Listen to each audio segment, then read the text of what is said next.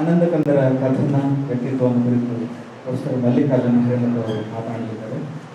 ಇವರ ಕಿರು ಪರಿಚಯ ಅಂತ ನೋಡಿದ್ರೆ ಇವರ ಜನನ ಕೊಪ್ಪಳ ಜಿಲ್ಲೆಯಲ್ಲಿ, ವಿದ್ಯಾಭ್ಯಾಸ MA ಇಂಗ್ಲಿಷ್ ಕರ್ನಾಟಕ ವಿಶ್ವವಿದ್ಯಾಲಯದಲ್ಲಿ, ವೃತ್ತಿಯಲ್ಲಿ ಉಪನ್ಯಾಸಕರಾಗಿದ್ದರು. ಹಲವಾರು ಸಾಹಿತ್ಯಕ ಸಾಂಸ್ಕೃತಿಕ ಸೇವೆಯನ್ನು ಸಲ್ಲಿಸಿದ್ದಾರೆ.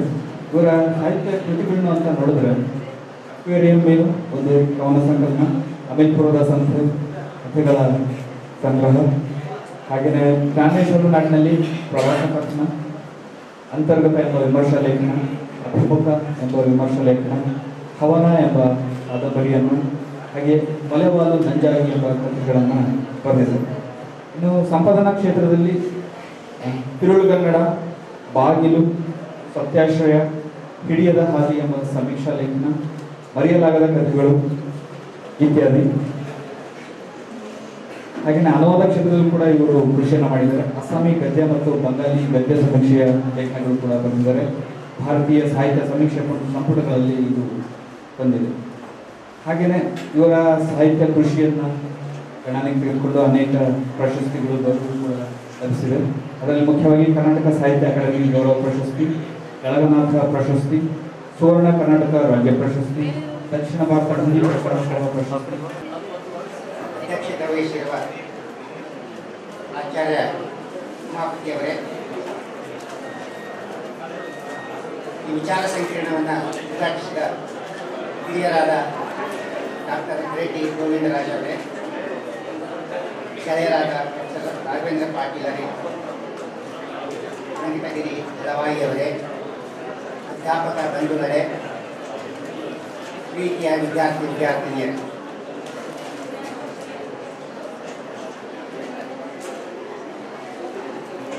ಇದುವರೆಗೆ ಬೆಟಗೇರಿ ಕೃಷ್ಣ ಶರ್ಮಾ ಅವರ ಜೀವನ ವೃತ್ತಾಂತವನ್ನು ಪ್ರೊಫೆಸರ್ ರಾಘವೇಂದ್ರ ಪಾಟೀಲ್ ಅವರು ಹೇಳಿದರು. ಅವರ ಒಟ್ಟು ಸಾಧನೆಯನ್ನು ಕುರಿತು ಡಾಕ್ಟರ್ ರೆಡ್ಡಿ ಅವರು ಮಾತನಾಡಿದರು. ದಾರಿಯಲ್ಲಿ ಬರುವಾಗ ಡಾಕ್ಟರ್ ರೆಡ್ಡಿ ಅವರು ಹೊನ್ನಾಳಿ ಬಹಳಷ್ಟು ಪ್ರಸಿದ್ಧ ಲೇಖಕರನ್ನು ಕೊಟ್ಟ ಸ್ಥಳ ಅಂತ ನನಗೆ ಪರಿಚಯಿಸಿದರು. ಈ ಹೊನ್ನಾಳಿ ಹೊಡೆತದ ಬಗ್ಗೆ ನಾನು ಇದ್ರಾಳಿಯವರ ಕಥೆಗಳಲ್ಲಿ ನಾನು ಓದಿದ್ದೆ. ಆ ಜನರನ್ನು ಮತ್ತು ಇಲ್ಲಿ ವಿದ್ಯಾರ್ಥಿಗಳನ್ನು ನೋಡ್ತಕ್ಕಂಥ ಒಂದು ಸುಸಂಧಿ ಈಗ ನನಗೆ ಪ್ರಾಪ್ತವಾಗಿದೆ. ಭಾಳ ಸಂತೋಷದ ಸಂಗತಿ. ಈಗ ನಾನು ಮಾತನಾಡಲಿರೋದು ಬೆಟಗೇರಿ ಕೃಷ್ಣ ಶರ್ಮರ ಕಥಾ ವ್ಯಕ್ತಿತ್ವ, ಅವರ ಕಥೆಗಳನ್ನು ಕುರಿತು, ಕಾದಂಬರಿಗಳನ್ನು ಕುರಿತು ಏನಲ್ಲ.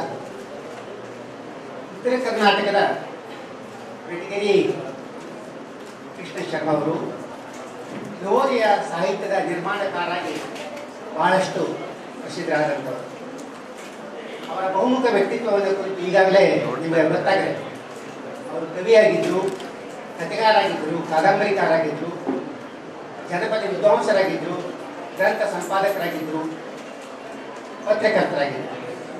ಜಯಂತಿ ಪತ್ರಿಕೆ ಬಗ್ಗೆ ಈಗಾಗಲೇ ನೀವು ಕೇಳಿದೆ. ಅವರು ಬಡತನ, ಸಾಕಷ್ಟು ಜಮೀನಿದ್ರೂ ಕೂಡ ಬಡತನವನ್ನು ಅನುಭವಿಸಬೇಕಾದಂಥ ಒಂದು ದುರ್ಧರ ಪ್ರಸಂಗ ಅವರಿಗೆ ಎದುರಾಗಿತ್ತು. ನಾವು ಹೇಳ್ತಲ್ಲ, water everywhere, not a drop to drink anywhere ಅಂತ. ಆಗ ಆಸ್ತಿ ಪಾಸ್ತಿ ಇದ್ರೂ ಕೂಡ, ಜಮೀನಿದ್ರೂ ಕೂಡ ಅವ್ರಿಗೆ ಬಡತನ ತಪ್ಪಿರಲಿಲ್ಲ. ಆದರೆ ಈ ಬಡತನ ಅವರನ್ನು ಕುಬ್ಜರನ್ನಾಗಿಸಲಿಲ್ಲ ಅನ್ನೋದು ಬಹಳ ಮಹತ್ವದ ಸಂಗತಿ. ಅವರು ಕಲಿತದ್ದು ಬರೀ ಮುಲ್ಕಿ ಪರೀಕ್ಷೆ 7ನೇ ಕ್ಲಾಸ್ವರೆಗೆ. ಆದರೆ ಅವರು ಬಯಲು ವಿಶ್ವವಿದ್ಯಾಲಯದಲ್ಲಿ ಬಹಳಷ್ಟು ಕಲಿತರು. ವಿಶ್ವವಿದ್ಯಾಲಯದ ಪದವೀಧರರಿಗಿಂತ ಅವ್ರಿಗೆ ಮೀರಿಸುವ ಹಂಗ ಬಯಲು ವಿಶ್ವವಿದ್ಯಾಲಯದಲ್ಲಿ ಸಾಕಷ್ಟು ಅನುಭವವನ್ನು ಮತ್ತು ಜ್ಞಾನವನ್ನು ಅವರು ಗಳಿಸಿಕೊಂಡರು. ಈಗಾಗಲೇ ಡಾಕ್ಟರ್ ರೆಡ್ಡಿ ಅವರು ಹೇಳಿದಂಗ ಅವರು ವಿಶ್ವವಿದ್ಯಾಲಯದ ಪ್ರಾಧ್ಯಾಪಕರಿಗೂ ಕೂಡ ಮಾರ್ಗದರ್ಶನ ಮಾಡತಕ್ಕಂಥ ಒಂದು ಶಕ್ತಿ ಸಾಮರ್ಥ್ಯವನ್ನು ಗಳಿಸಿಕೊಂಡಿದ್ರು ಅನ್ನೋದನ್ನ ನೀವು ಕೇಳಿದ್ರಿ.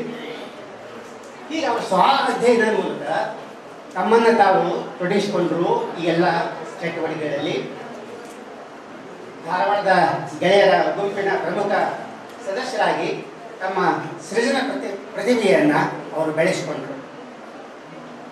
ಅವ್ರದ್ದು ವಿಶಿಷ್ಟವಾದ ಕಥಾ ವ್ಯಕ್ತಿತ್ವವಾಗಿತ್ತು. ಕೇಳಿಸುತ್ತಲ್ಲ ಕೊನೆ ಸಾಲಿನವರು, ಈಗ ಅವ್ರ ಬಗ್ಗೆ ನನಗೆ ಕಾಳಜಿ ಭಾಳ ಇದೆ. ಅವರ ಕಥಾ ಸಾಹಿತ್ಯ ಬಹಳ ವಿಶಿಷ್ಟವಾದಂಥದ್ದು. ಉತ್ತರ ಕರ್ನಾಟಕದ ಗ್ರಾಮೀಣ ಜೀವನ ಅವರ ಕಥಾವಸ್ತು. ನಿರೂಪಣೆಯ ಧಾಟಿಯೊಳಗ ಮಾಸ್ತಿಯವರ ಕಥೆಗಳಿಗೆ ಅವ್ರನ್ನ ಹೋಲಿಸ್ಬೋದು. ಆದರೆ ಅವರು ಕಲಿತದ್ದು ಬಹಳಷ್ಟು ಮೌಖಿಕ ಜಾನಪದ ಪರಂಪರೆಯಿಂದ ಕಲಿತ್ಕೊಂಡ್ರು. ತಮ್ಮ ಕಥನ ಧಾಟಿಯನ್ನು ಹಾಗೆ ಅವರು ರೂಪಿಸ್ಕೊಂಡ್ರು. ಅವರಿಗೆ ಹಾಗೆ ನೋಡಿದ್ರೆ ಮಾಸ್ತಿಯವರ ಪರಿಚಯ ಮತ್ತು ಒಡನಾಟ ಇರಲಿಲ್ಲ ಅಂತ ಏನಲ್ಲ, ಇತ್ತು. ಆದರೂ ಕೂಡ ಅವರು ಜಾನಪದದ ಪರಂಪರೆಯಿಂದ ಹೊರಹೊಮ್ಮಿದ ವ್ಯಕ್ತಿತ್ವ ಅವರಾಗಿತ್ತು. ಜಾನಪದ ಜಗತ್ತು ಅದರ ಅನ್ವೇಷಣೆಗೆ ಅವರು ತೊಡಗಿದರು. ತಮ್ಮ ಕಥೆಗಳ ಮೂಲಕ, ತಮ್ಮ ಕವಿತೆಗಳ ಮೂಲಕ ಜಾನಪದ ಶೈಲಿಯನ್ನು ಮುದ್ದಾಮಾಗಿ ಅವರು ಅದೊಂದು ತಂತ್ರ ಅಂತ ಬಳಸಿಕೊಳ್ಳಿಲ್ಲ. ನೇರವಾಗಿ ಜಾನಪದ ಜಗತ್ತಿನಿಂದ ಹುಟ್ಟಿ ಬಂದಂಥ ಕಥೆಗಳನ್ನು ಅವರು ಹೆಣೆದರು. ಹಳ್ಳಿಯ ಜನಜೀವನ ಇವರ ಕಥೆಗಳೊಳಗೆ ಜೀವಂತವಾಗಿ ಒಡಮೂಡಿತು.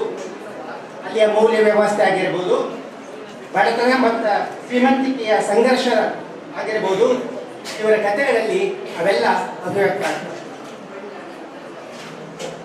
ಈಗಾಗಲೇ ಗಿರೆಡ್ಡಿಯವರು ಚಳವಳಿಗಿಂತ ಮೊದಲೇ ಒಂದು ಸಾಮಾಜಿಕ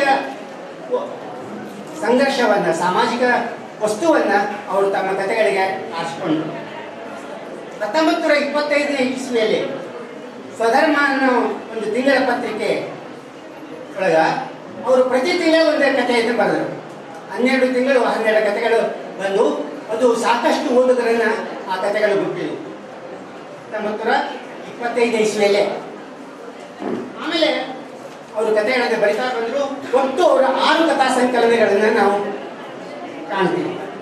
ಮೊಟ್ಟ ಮೊದಲ ಕಥಾ ಸಂಕಲನ ಬಡತನದ ಬಾಳು ಅಂತ 1932ನೇ ಇಸ್ವಿಯಲ್ಲಿ ಬಂತದು. ಆಮೇಲೆ ಸಂಸಾರ ಚಿತ್ರ 1934, ನಮ್ಮ ಬದುಕು ಅನ್ನೋ ಒಂದು ಕಥಾ ಸಂಕಲನ 1939, ಮಾತನಾಡುವ ಕಲ್ಲು 1949, ಜನಪದ ಜೀವನ 1955, ಕಳ್ಳರ ಗುಂಪು ಅನ್ನೋ ಒಂದು ಇನ್ನೊಂದು ಕಥಾ ಸಂಕಲನ 1969, ಇವರ ಆಯ್ದ ಕಥಾ ಸಂಕಲನ ದಶಮಂಜರಿ 1968 ಅದು ಪ್ರಕಟ ಆಯಿತು. ಅವರ ಕಥನ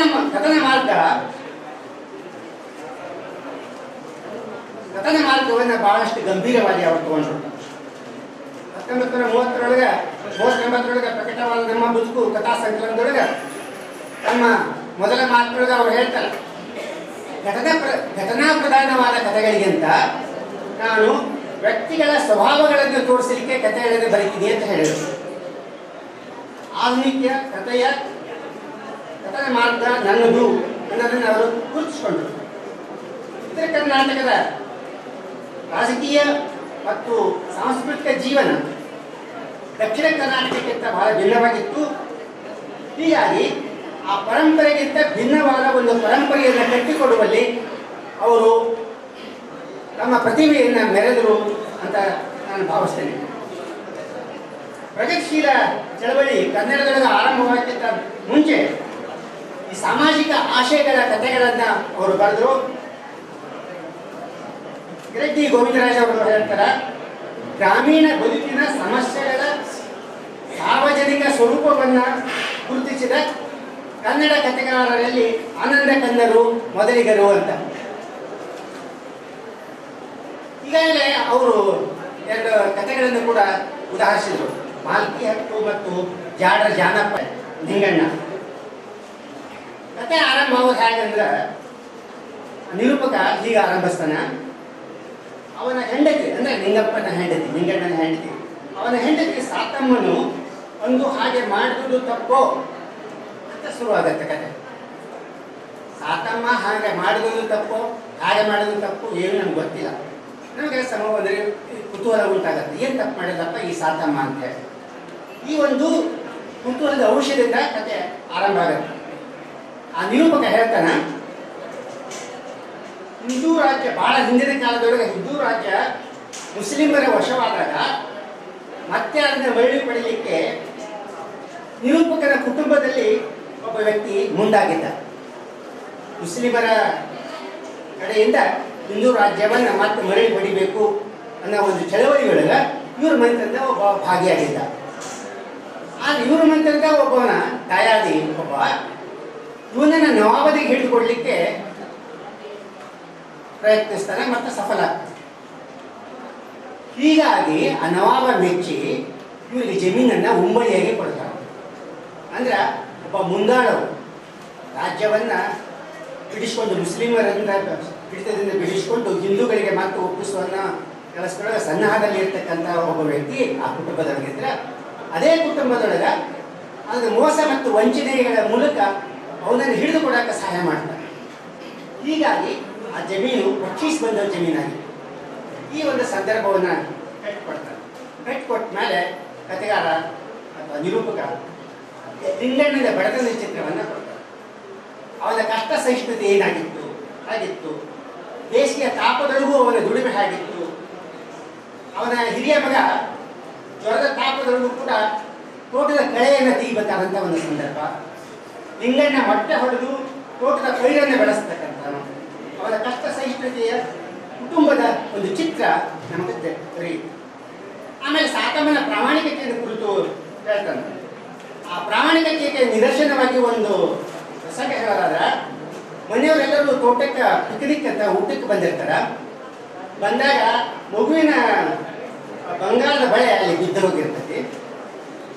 ಅದು ಆ ಮಗುವನ್ನ ಈ ಸಾತಮ್ಮ ಎತ್ಕೊಂಡಿರ್ತಾಳ. ಬಹುಶಃ ಈ ಸಾತಮ್ಮನ ಬಂಗಾರದ ಬಳೆ ಹೊಡೆದಿರ್ಬೇಕು ಅಂತ ಅವ್ರಿಗೆ ಸಂಶಯ ಬಂದಿರ್ತೈತಿ.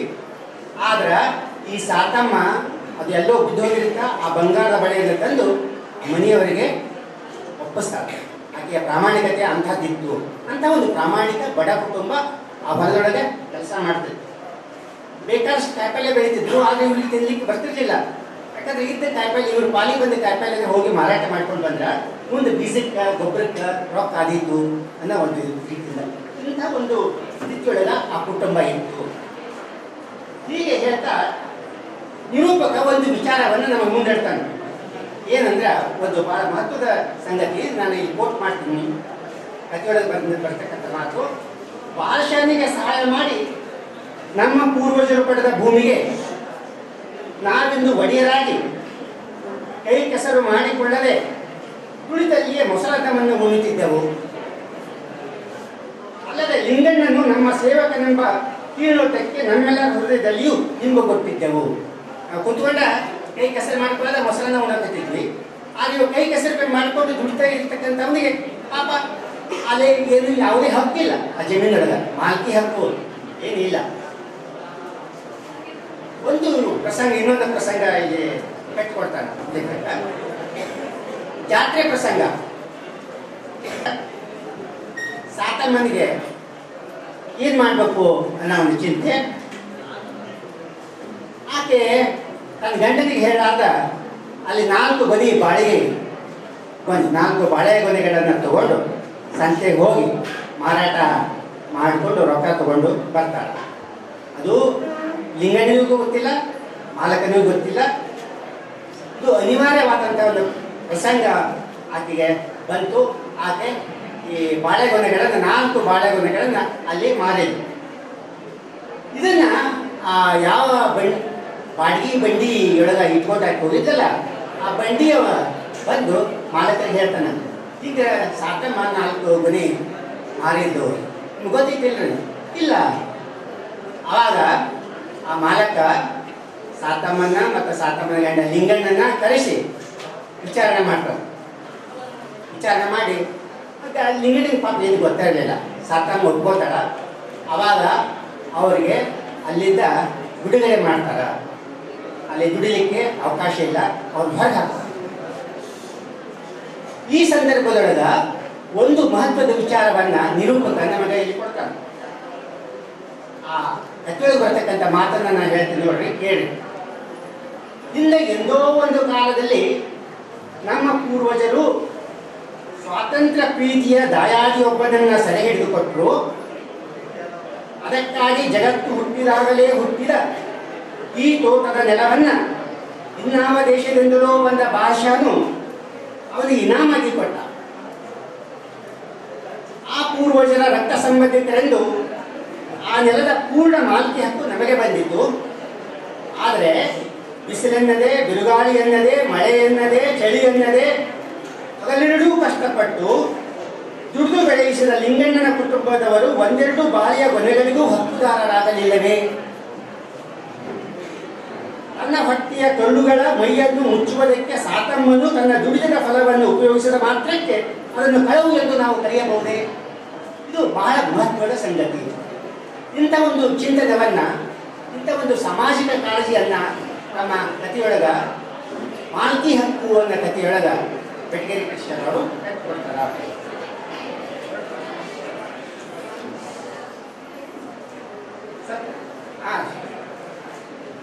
ನೀವು ಜ್ಯೂಸ್ ಕುಡಿಲಿಕ್ಕೆ ಅಡ್ಡಿಲ್ಲ, ಸ್ವಲ್ಪ ಶಾಂತವಾಗಿ ಜ್ಯೂಸ್ ಕುಡಿತಾ ಇರಿ. ಜ್ಯೂಸ್ ಜೊತೆಗೆ ಕಥೆನೂ ಸ್ವಲ್ಪ ನಾನು ಹೇಳ್ತಕ್ಕಂಥ ಕಥೆ ಕಡೆಯೂ ಸ್ವಲ್ಪ ಅಕ್ಷಯ. ಇಲ್ಲಿ ಒಂದು ನೈತಿಕ ಪ್ರಶ್ನೆಯನ್ನ ಓದುಗರಿಗೆ ಅಥವಾ ಕೇಳುಗರಿಗೆ ಚಿಂತನೆ ಮಾಡಲಿಕ್ಕೆ ಇಲ್ಲಿ ಲೇಖಕ ಹಸ್ತಾನೆ. ಕಥೆ ಎರಡು ಸ್ತರಗಳೊಳಗೆ ನಡೀತಾರೆ.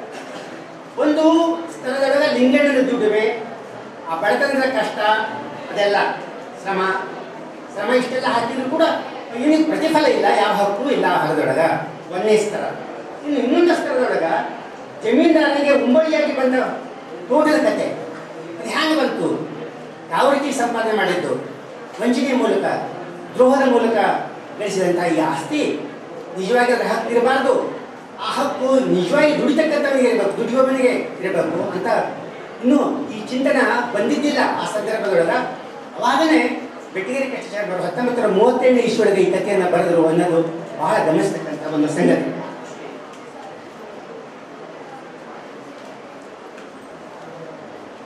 ಈ ಇಂಥದೇ ಕಥೆಯ ಅಂಶಗಳು ರಾಘವೇಂದ್ರ ಪಾಟೀಲರ ದೇಶಗತಿ ಅನ್ನೋ ಒಂದು ಕಥೆಯೊಳಗೂ ಬರುತ್ತೆ. ಆ ದೇಶಗತಿ ಹ್ಯಾಂಗ ಬಂತು ಜಮೀನ್ದಾರನಿಗೆ ಅಂತಂದ್ರ, ಅದು ಹಿಂಗ ಅಲ್ಲಿ ಕಲ್ಪನಾಥ ದೇಸಾಯಿ ದೇಶಗತಿ ಕೂಡ ದೇಶಗತಿಗಳು ಹ್ಯಾಂಗ ಬಂದು ಇಷ್ಟೆಲ್ಲ ಜಮೀನು, ಇಷ್ಟೆಲ್ಲ ದೇಶಗತಿ ಬರ್ಲಿಕ್ಕೆ ಏನು ಕಾರಣ? ಅಲ್ಲಿ ಮೋಸ ಮತ್ತು ವಂಚನೆ. ಒಬ್ಬ ದರೋಡೆಕೋರ, ಅದರ ಮೂಲ ಪುರುಷ, ದೇಶಗತಿಯ ಮೂಲ ಪುರುಷ ಒಬ್ಬ ದರೋಡೆಕೋರ ವೆಂಕೋಬರಾವ್ ಅಂತ ಹೇಳಿ. ಇಲ್ಲಿ ನಮ್ಮ ದೇಶಗತಿ ಮತ್ತು ನಮ್ಮ ಜಮೀನಿನ ವ್ಯವಸ್ಥೆ, ಜಮೀನ್ದಾರಿಕೆ ವ್ಯವಸ್ಥೆ, ಜಾಗೀರದಾರಿ ವ್ಯವಸ್ಥೆ ಹೇಗಿದೆ ಅನ್ನೋದರ ಬಗ್ಗೆ ಬಹಳ ಒಂದು ವಿಮರ್ಶೆಯಾತ್ಮಕವಾಗಿ ನಮಗೆ ಚಿಂತನೆ ಮಾಡಲಿಕ್ಕೆ ಹಸ್ತಕ್ಕಂಥ ಒಂದು ಕಥೆಯನ್ನ ಬೆಟಗೇರಿ ಕೃಷ್ಣ ಬರ್ಕೊಟ್ರು ಅನ್ನೋದನ್ನ ನಾವು ಗಮನಿಸಬೇಕು.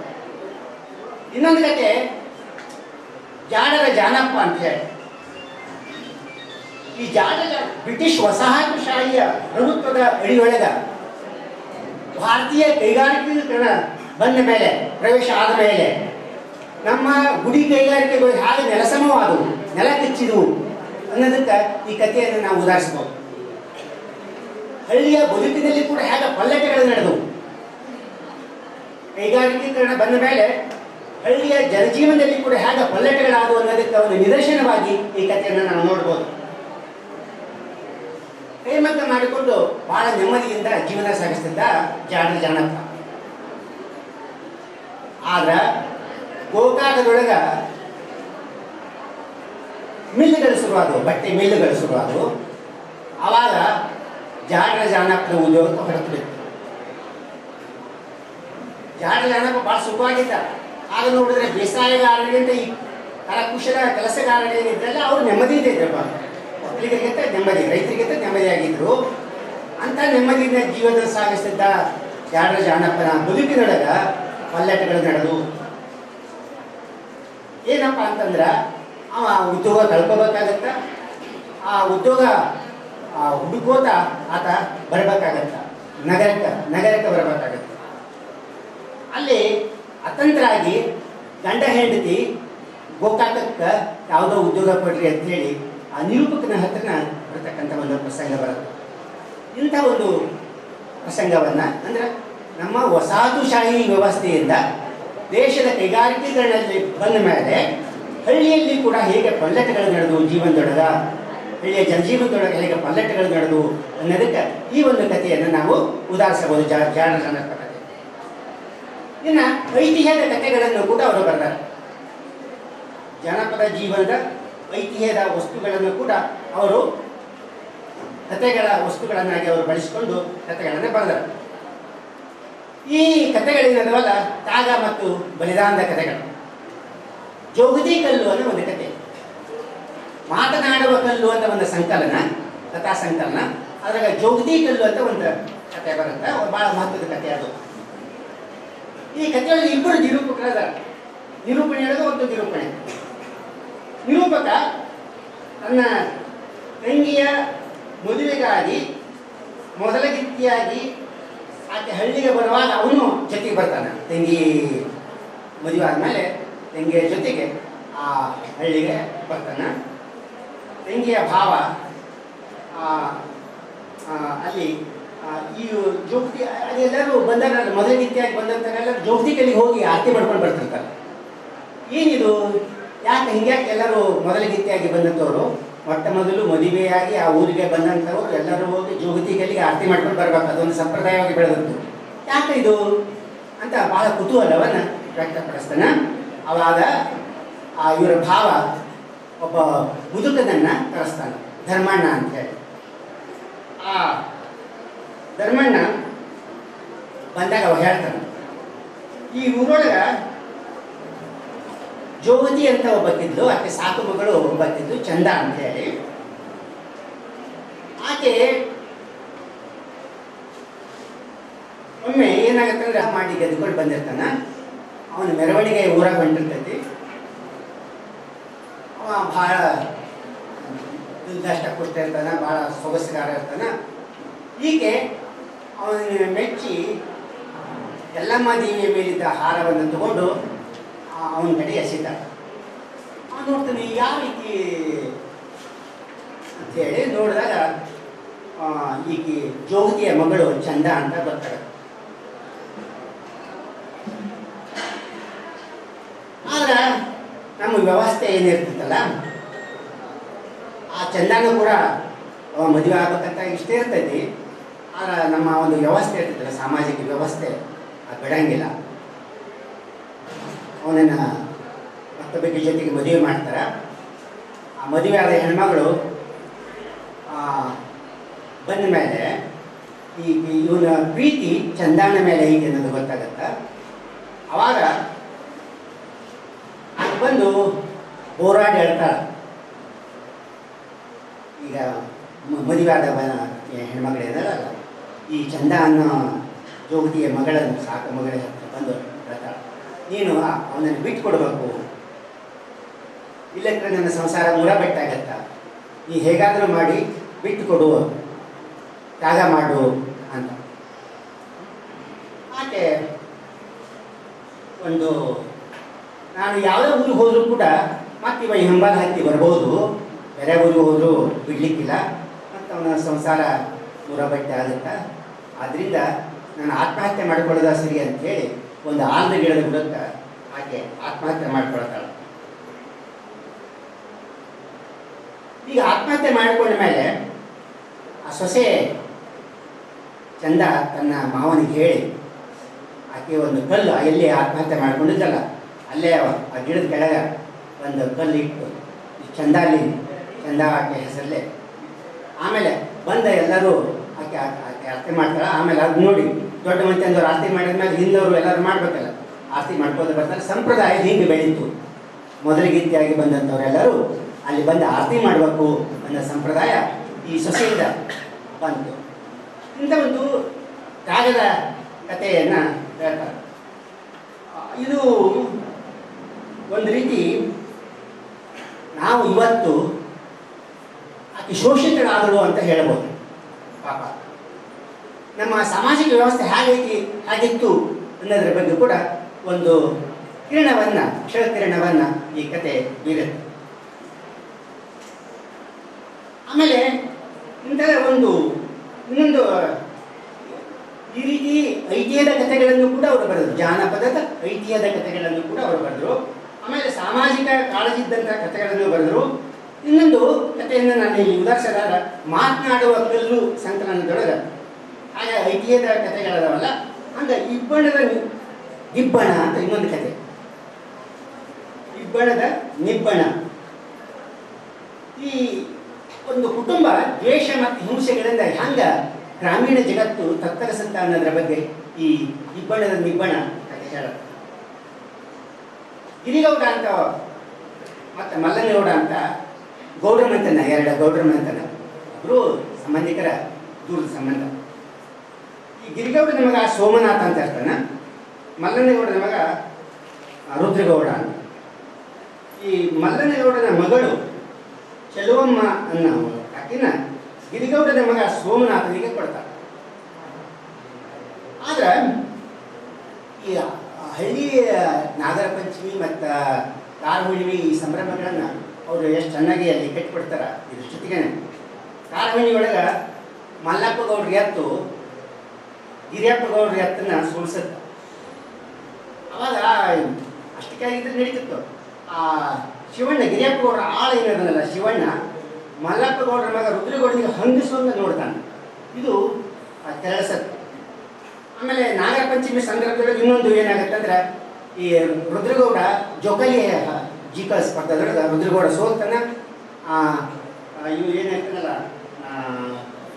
ಸೋಮನಾಥನ ಗಿರಿಗೌಡನ ಮಗ ಅಂದ್ರೆ ಈ ಆಕೆ ಆ ಮಂತಂದ ಕನ್ಯೆನ ಮದುವೆ ಆಗ್ಯಾನಲ್ಲ ಅವ ಗೆದಿತಾನ. ಈ ಹಬ್ಬಗಳ ಸಡಗರ ಆಗೋ ಬದಲಿ ಈ ಹಬ್ಬಗಳು ಹ್ಯಾಂಗ ಸಂಘರ್ಷಕ್ಕೆ ಹಿಡಿತಾವು, ಹ್ಯಾಂಗ ದ್ವೇಷ ಮತ್ತು ರೋಷಗಳನ್ನು ಬೆಳೆಸುತ್ತೆ ಅನ್ನೋದಕ್ಕೆ ಭಾಳ ಚೆಂದಾಗಿ ಅವ್ರ ಕಥೆಗಳನ್ನು ಹೇಳ್ತಾರೆ. ಈ ಹೊಡೆದಾಟ ಆಗುತ್ತ, ಆ ರುದ್ರಗೌಡಗ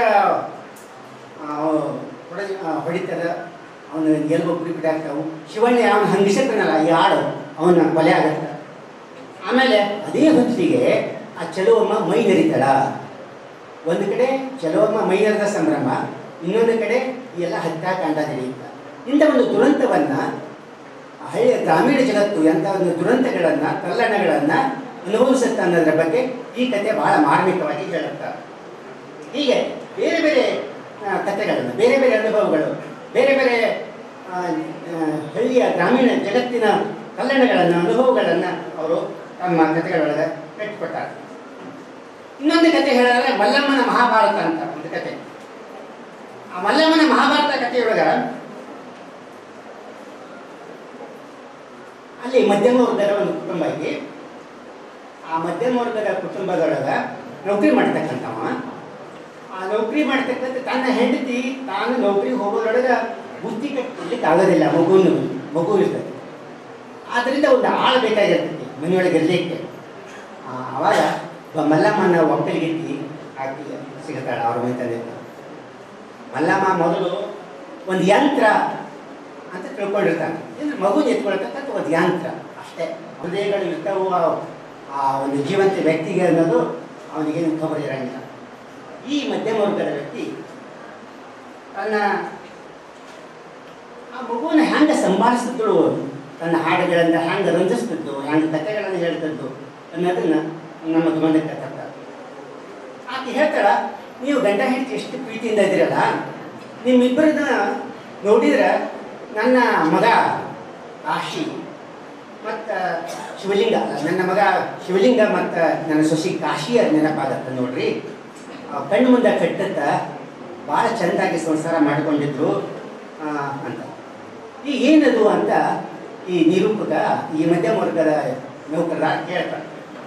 ಇಲ್ಲಿ ಬಿಡ್ರಿ ರಾಯರ, ನಮ್ಮ ಕತೆ ತೊಗೊಂಡು ನೀವೇನು ಮಾಡ್ತೀರಿ, ಅದೇನು ದೇವ್ರ ಕಥೆಯಲ್ಲ ದೇಂಡ್ರ ಕಥೆಯಲ್ಲ ಅಂತ ಹೇಳ್ತಾರೆ. ಈಗ ಹೇಳ್ತಾನ ಏನಾಗತ್ತ ಅಂತಂದ್ರೆ, ಕಥೆಯೊಳಗೊಂದು ಕತೆ, ನಿರೂಪಣೆಯೊಳಗೊಂದು ನಿರೂಪಣೆ. ಇದು ಮಾಸ್ತಿರ ಕಥೆಯೊಳಗೂ ಬರುತ್ತೆ, ನಮ್ಮ ಮೌಖಿಕ ಪರಂಪರೆಯ ಕಥೆಗಳೊಳಗೂ ಬರುತ್ತೆ ಅಂತ ಒಂದು ತಂತ್ರ ಮಾತಿಲ್ಲಿ ಬರುತ್ತೆ. ಆಕೆ ಹೇಳ್ತಾಳ, ಕಾಶಿ ತನ್ನ ಸೊಸಿ ಊರು ಮುಂದಿನ ಹೊಲ ಕಾಯ್ಲಿಕ್ಕೆ ಹೋಗ್ತದ್ದು. ಅಲ್ಲಿ ರುದ್ರಪ್ಪ ಅನ್ನವ ಇವಳ ಚೆಲುವಿಗೆ ಆಕರ್ಷಕನಾಗಿ ಮಂಚಾಗ್ತಾನೆ. ಅದು ಗೊತ್ತಾಗಿ ತನ್ನ ಅತ್ತಿಗೆ ಹೇಳ್ತಾಳ, ಇಲ್ಲ ನಾ ಹೊಲ ಕಾಯಕ್ಕೆ ಹೋಗೋದಿಲ್ಲ ಅಂತ. ಆಗ ಅತ್ತಿಗೂ ಮೈಯ ಹುಷಾರಿರಾಗಿಲ್ಲ. ಗಂಡ ಬೇರೆ ಕಡೆ ದುಡಿಲಿಕ್ಕೆ ಹೋಗಿರ್ತಾನ. ಹೀಗಾಗಿ ಅನಿವಾರ್ಯವಾಗಿ ಆ ಹೊಲ ಕಾಯ್ಲಿಕ್ಕೆ ಈಕೆ ಹೋಗ್ಬೇಕಾಗತ್ತೆ. ಅವ ಪಂಚ್ ಹಾಕಿ ಆಕೆ ಮೇಲೆ ಅತ್ಯಾಚಾರ ಮಾಡ್ತಾನೆ. ಆಕೆ ಮರ್ಯಾದೆ ಗಂಜಿ ಇದು ಗಂಡಗ ಮತ್ತು ಎಲ್ಲ ಗೊತ್ತಾಗಿ ಅದು ಹ್ಯಾಂಗ್ ಅಂತ ಹೇಳಿ ಆಕೆ ಬಾವಿಗೆ ಬಿದ್ದು ಸಾಯ್ತಾರೆ. ಈ ಪ್ರಕರಣ ಅದು ಇಷ್ಟಕ್ಕೆ ಮುಗಿದ್ರೆ ಅದು ಬೇರೆ ರೀತಿ ಆಗ್ತಿತ್ತು, ಇದ್ದ ಕಥೆಗಳು ಸಾಕಾಗಿ ಬಂದಿರ್ತಾವೆ. ಆದ್ರೆ ಮುಂದೆ ಹೇಗೆ ಬೆಳೆಯುತ್ತಂದ್ರೆ ಆ ಗಂಡ ಬರ್ತಾನೆ, ಶಿವಲಿಂಗ ವಾಪಸ್ ಬರ್ತಾನೆ, ದುಡ್ಲಿಕ್ಕೆ ಬೇರೆ ಕಡೆ ಹೋಗಿರ್ತಾನೆ, ಅವು ಬರ್ತಾನೆ. ಬಂದ ಮೇಲೆ ಈ ಪ್ರಕರಣ ಮುಚ್ಚಿ ಹಾಕಬೇಕು, ಇಲ್ಲಿಕ್ಕ ಇದನ್ನ ನಾವು ಪೊಲೀಸರಿಗೆ ಹೇಳ್ಬೇಕಾಗತ್ತ, ಅದಕ್ಕೆ ಲಂಚ ಕೊಡ್ಬೇಕಾಗತ್ತ.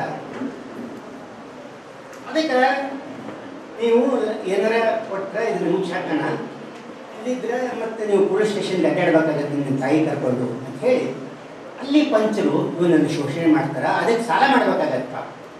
ಏನೂ ಯಾವುದೇ ತಪ್ಪು ಇಲ್ಲ ಅಂದ್ರೂ ಕೂಡ ಇವ ಸಾಲ ಮಾಡಿ ಲಂಚ ಕೊಟ್ಟು ಆ ಪ್ರಕರಣ ಮುಚ್ಚಾಕ್ಲಿಕ್ಕೆ ಅನಿವಾರ್ಯ ಆಗತ್ತೆ.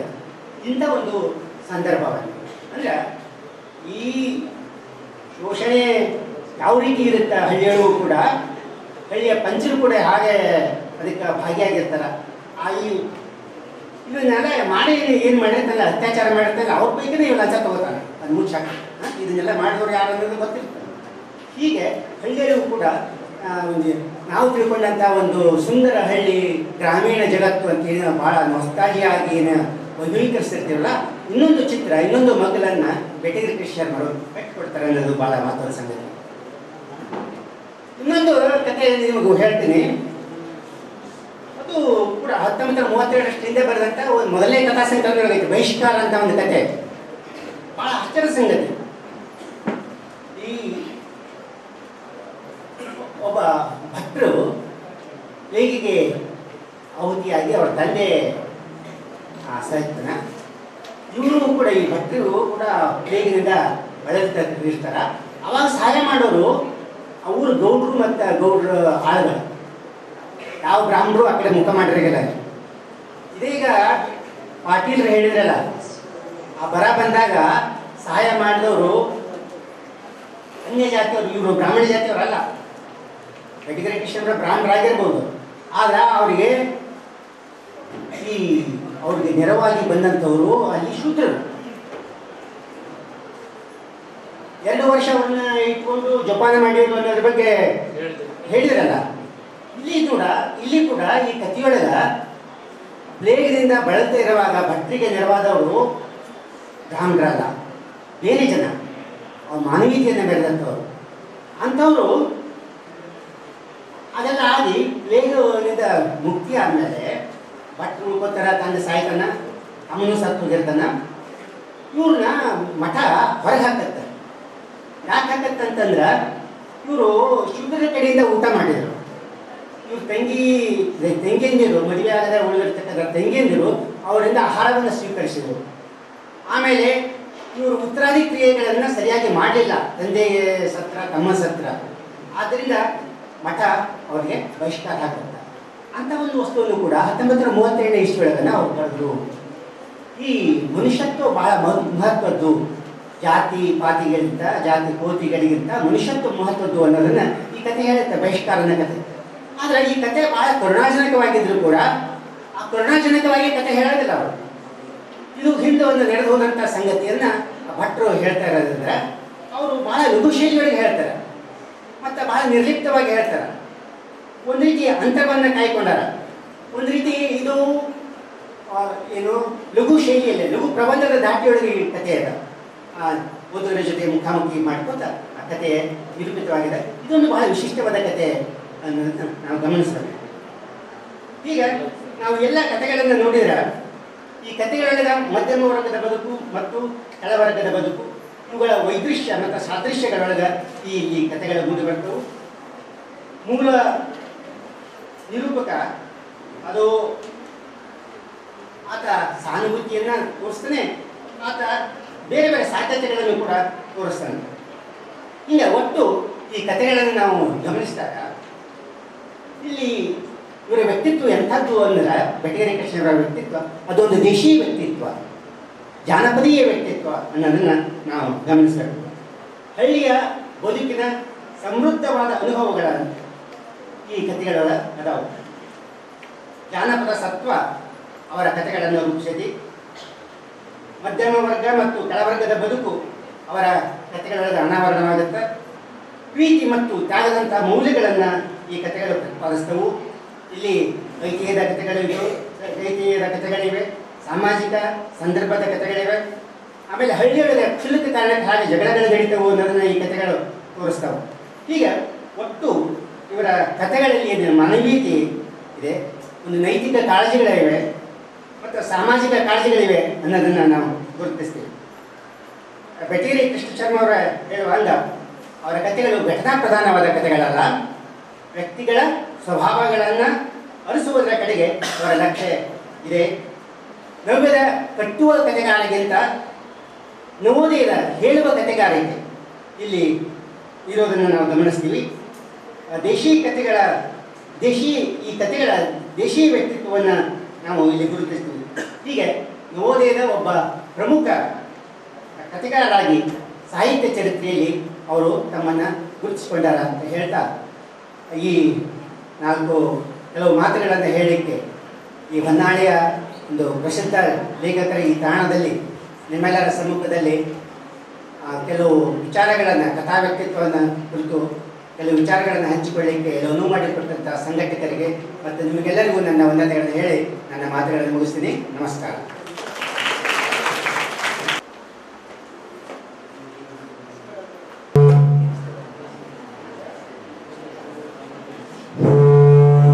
ಆನಂದಕಂದರ ವಚನ ವ್ಯಕ್ತಿತ್ವದ ಕುರಿತು ಬಹಳ ಸುಂದರವಾಗಿ ವಿಚಾರಗಳನ್ನು ತಿಳಿಸಿದ್ದಾರೆ.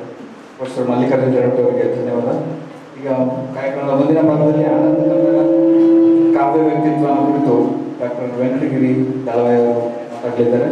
ಅವರೊಂದು ಕಿರು ಪರಿಚಯ ಅಂತ ನೋಡಿದ್ರೆ, ಮೂಲತಃ ಬಳ್ಳಾರಿ ಜಿಲ್ಲೆಯವರು. ಸಮಕಾಲೀನ ನಾನು ಕನಕದಾಸ, ಅವಮಾನಗಳಿಗೆಲ್ಲ ವಿರಾಮ, ಮೇಲೊಂದು ಗರುಡ, ಹೀಗೆ ಅನೇಕ ಕೃತಿಗಳನ್ನು ರಚಿಸಿದ್ದಾರೆ. ಹಾಗೆ ಸಂಪಾದನೆ ಅಂತ ನೋಡಿದಾಗ ತನುವನ್ನು ಏಕಲ ಮಾಡಿ, ಮುತ್ತು ಬಂದಿದೆ ಕೇಳಿಗೆ, ಸಂಸ್ಕೃತಿ, ಮಹಿಳಾ ಮಾಲಿಕೆ ಸಂಪುಟ 6, ಕಪ್ಪು ಕಾಲಿನ ಕಡಗ, ಅನಿಕೇತನ ಎಂಬ ತ್ರೈಮಾಸಿಕ ಪತ್ರಿಕೆ, ಕರ್ನಾಟಕ ಸಾಹಿತ್ಯ ಅಕಾಡೆಮಿಯ ಮಾಜಿ ಸದಸ್ಯರಾಗಿ ಸದ್ಯ ಡಾಕ್ಟರ್ R.C. ಹಿರೇಮಠ ಕನ್ನಡ ಅಧ್ಯಯನ ಪೀಠದ ಸಹಾಯಕ ಪ್ರಯೋಗರಾಗಿ ಸೇವೆ ಸಲ್ಲಿಸಿದ್ದಾರೆ.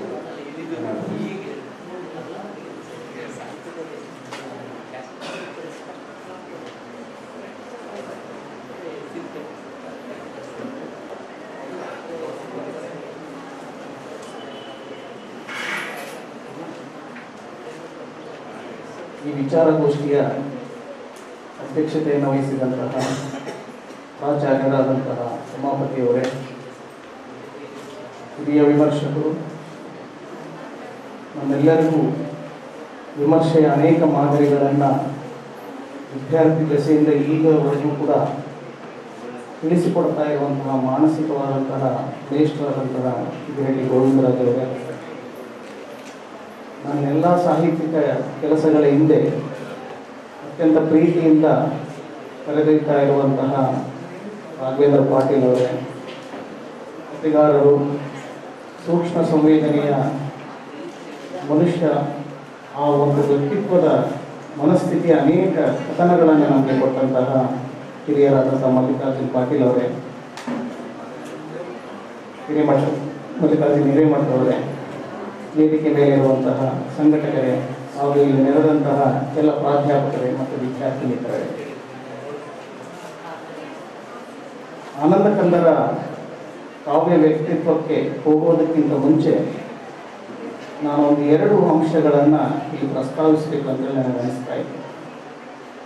ಯಾಕೆಂದರೆ ರಾಘವೇಂದ್ರ ಪಾಟೀಲ್ ಅವರು ಕೊಟ್ಟಂತಹ ಈ ವಿಷಯ ಅನೇಕ ಚರ್ಚೆಗಳಿಗೆ ಮತ್ತೆ ನಮಗೆ ತೊಡಗಿಸಿಕೊಳ್ತಾ ಇರುವಂಥದ್ದು.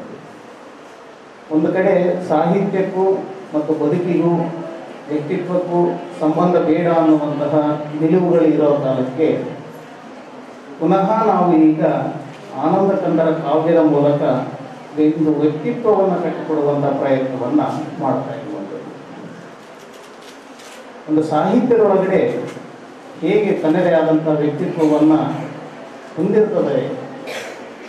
ನನಗೆ ಈ ಸಂದರ್ಭದಲ್ಲಿ ನೆನಪಾಗ್ತಾ ಇರುವಂಥದ್ದು ಗೋಕಾಕರ ಒಂದು ಮಾತು.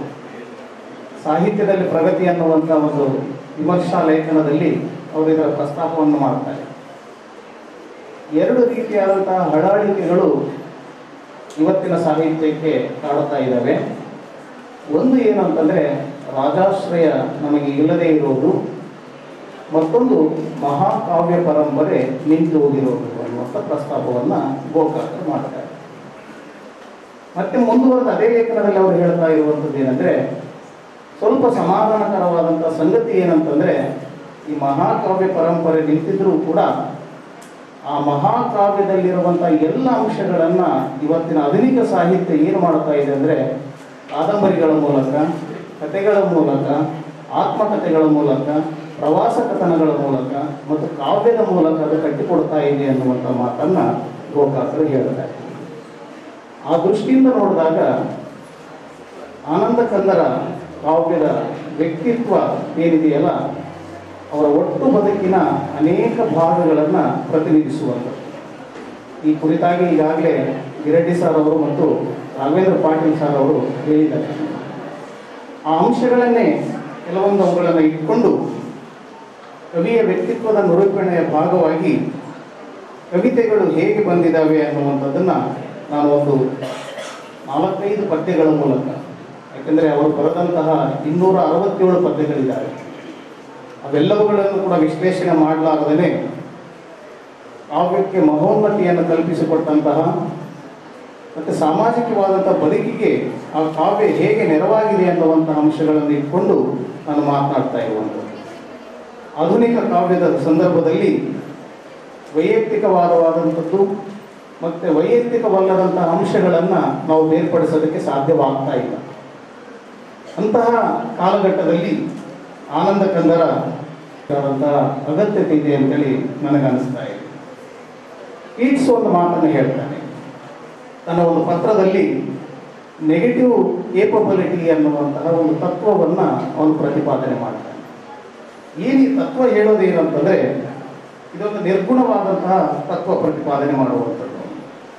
ಈ ನೆಗೆಟಿವ್ ಕೇಪಬಿಲಿಟಿ ಒಳಗಡೆ ಹೇಳುವಂಥದ್ದು, ಕವಿ ಯಾವ ಕ್ಷಣಕ್ಕಾದರೂ ಪರಕಾಯ ಪ್ರವೇಶ ಮಾಡುವಂಥ ಶಕ್ತಿಯನ್ನು ಹೊಂದಿರ್ತಾನೆ. ಪರಕಾಯ ಪ್ರವೇಶವನ್ನು ಮಾಡಬಹುದು. ಇಲ್ಲಿ ಯಾವ ಆತಂಕಗಳೂ ಇಲ್ಲದೇನೆ ಕವಿ ತನ್ನದೇ ಆದಂಥ ಭಾವನೆಗಳನ್ನು ಅವನು ವ್ಯಕ್ತಪಡಿಸೋದಕ್ಕೆ ಸಾಧ್ಯವಾಗ್ತದೆ ಅನ್ನುವಂಥ ಒಂದು ಪ್ರಮೇಯವನ್ನು ಕೀಟ್ಸ್ಕೊಡ್ತಾನಲ್ಲ, ಅದರ ಹಿನ್ನೆಲೆಯಲ್ಲಿಯೇ ನಾನು ಆನಂದ ಕಂದರ ಈ ಒಂದು ಕಾವ್ಯದ ಅರುಹನ್ನು ನೋಡೋದಕ್ಕೆ ಪ್ರಯತ್ನವನ್ನು ಪಟ್ಟಿದ್ದೀನಿ ಅನ್ನುವಂಥದ್ದು. ಹಿರೇಮಠ ಸರ್ ಈಗಾಗಲೇ ಹೇಳಿದರು, ಜಾನಪದವಾದಂಥ ಸಮೃದ್ಧವಾದಂಥ ಬದುಕನ್ನು ಅವರ ಕಥೆಗಳಲ್ಲಿ ಹೇಗೆ ಕಟ್ಟಿಕೊಟ್ಟಿದ್ದಾರೆ ಅಂತ ಹೇಳಿದ್ರಲ್ಲ, ಅದಕ್ಕಿಂತಲೂ ಪೂರ್ವದಲ್ಲಿನೇ ಅವರ ಸಾಹಿತ್ಯದ ಪ್ರವೇಶ ಆಗೋದೇ ಕಾವ್ಯದ ಮೂಲಕ ಅನ್ನುವಂಥದ್ದು. 1918ರಲ್ಲಿನೇ ಭಕ್ತಿ ಕುಸುಮಾಂಜಲಿ ಅನ್ನುವಂತಹ ಪದ್ಯದ ಮೂಲಕನೇ ಅವರು ತಮ್ಮ ಕಾವ್ಯದ ಪ್ರವೇಶವನ್ನು ಮಾಡ್ತಾರೆ. ಅದಾದ ನಂತರ ಮುದ್ದನ ಮಾತು, ಅದೆಲ್ಲವೂ ಕೂಡ ಅಲ್ಲಿ ಬರುವಂತಹ ದೊಡ್ಡದಾದಂತಹ ಕಾವ್ಯದ ಸಂಪತ್ತನ್ನು ನಾವು ಕಾಣೋದಕ್ಕೆ ಸಾಧ್ಯವಾಗ್ತದೆ ಅನ್ನುವಂಥದ್ದು.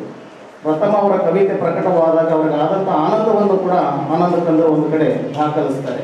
ನಾನು ಊಟವನ್ನು ಮಾಡ್ತಾ ಇದ್ದೆ, ಪತ್ರಿಕೆಯಲ್ಲಿ ನನ್ನ ಒಂದು ಕವಿತೆ ಪ್ರಕಟ ಆಗಿದೆ ಅಂತೇಳಿ ಗೊತ್ತಾದ ತಕ್ಷಣ ಊಟ ಮಾಡೋದನ್ನು ಬಿಟ್ಟು ನಾನು ಕುಣಿತ ಎದ್ದು ಬಿಟ್ಟೆ ಅನ್ನುವಂತಹ ಮಾತನ್ನು ಹೇಳ್ತಾ ಹೋಗ್ತಾರೆ.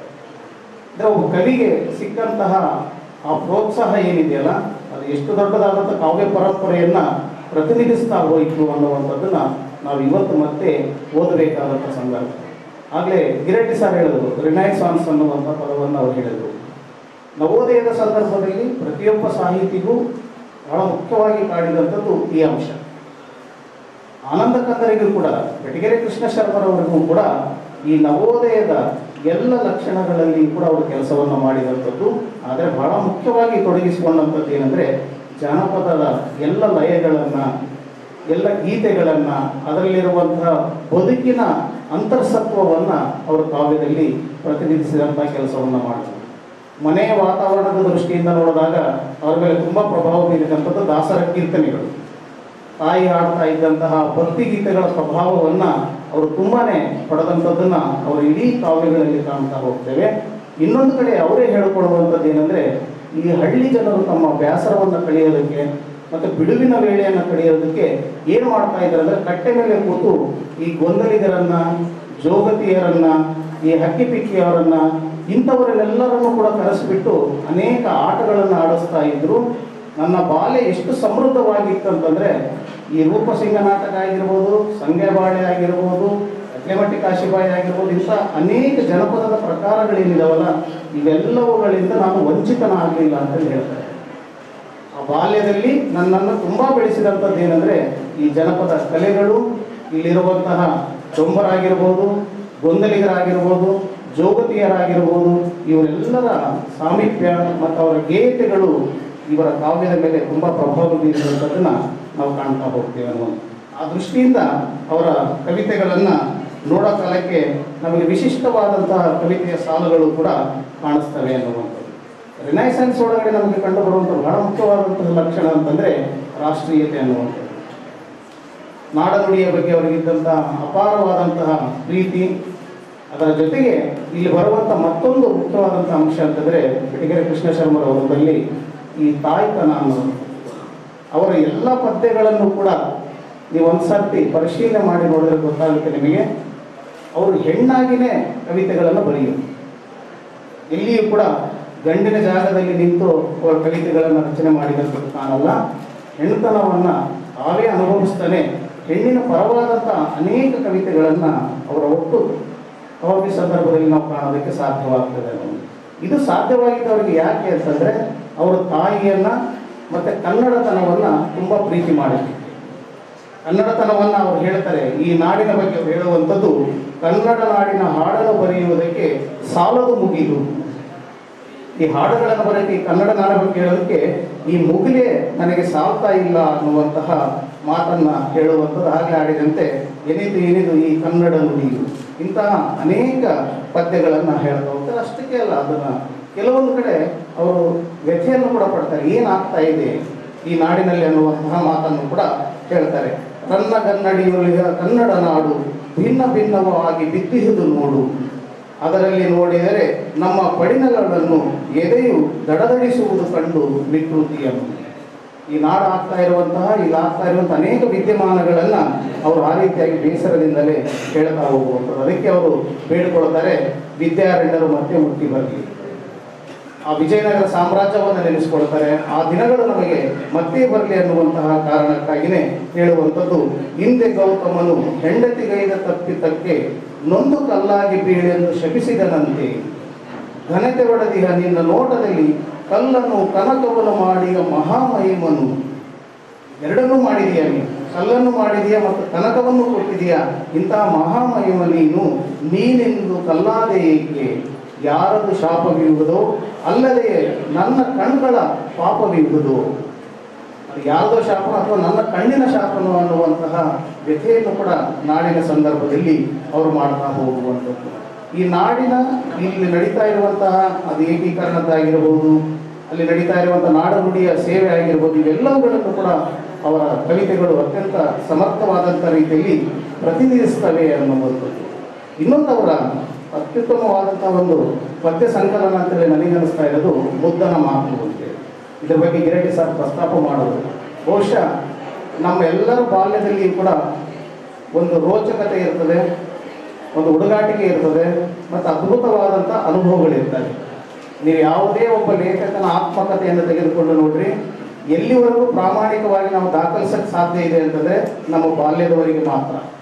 ಅದಾದ ನಂತರ ಎಲ್ಲವೂ ಕೂಡ ಆತ್ಮಕಥೆಗಳು ಎಲ್ಲೋ ಒಂದು ಕಡೆ ಡ್ರೈ ಆಗ್ತಾ ಹೋಗ್ತವೆ.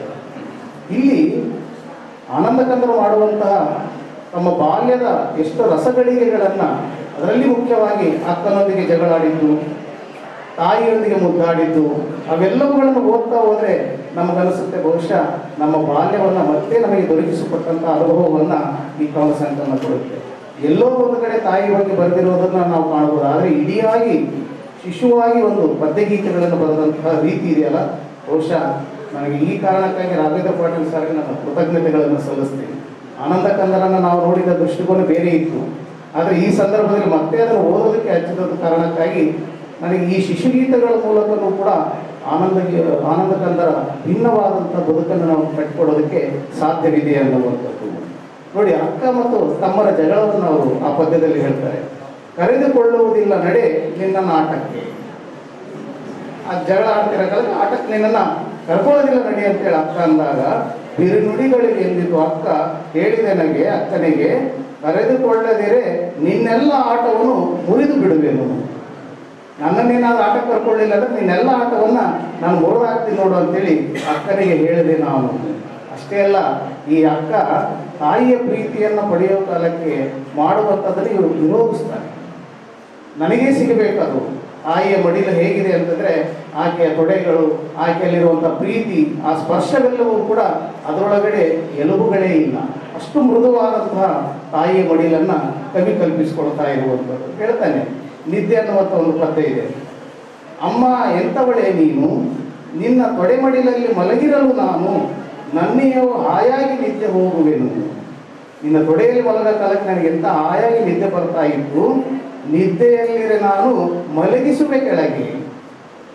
ತಾಯಿ ಕೆಲಸ ಮಾಡ್ಕೊಳ್ತಿರೋ ಕಾಲಕ್ಕೆ ಮಲಗಿಬಿಟ್ಟಿರ್ತದೆ ಮಗು. ಎಷ್ಟು ಚಿತ್ರಕಾವ್ಯ ಇದೆ ಅಂತಂದರೆ, ಇದನ್ನು ಹೋಗ್ತಾ ಹೋದರೆ ಒಂದು ಚಿತ್ರಕಾವ್ಯ ನಮ್ಮ ನೆನಪಿಗೆ ಬರುತ್ತೆ. ಬಹುಶಃ ದಾಸರ ಒಂದು ಕೀರ್ತನೆಗಳ ತುಂಬ ಪ್ರಭಾವವನ್ನು ಇವರ ಅನೇಕ ಕವಿತೆಗಳ ಮೇಲೆ ನಾವು ಕಾಣೋದಕ್ಕೆ ಸಾಧ್ಯವಾಗ್ತದೆ. ಹೇಗೆ ಶರೀಫರು ಕೆಲವೊಂದು ತತ್ವಪದಗಳಲ್ಲಿ ಚಿತ್ರಕಾವ್ಯಗಳನ್ನು ಕೊಟ್ಟರು.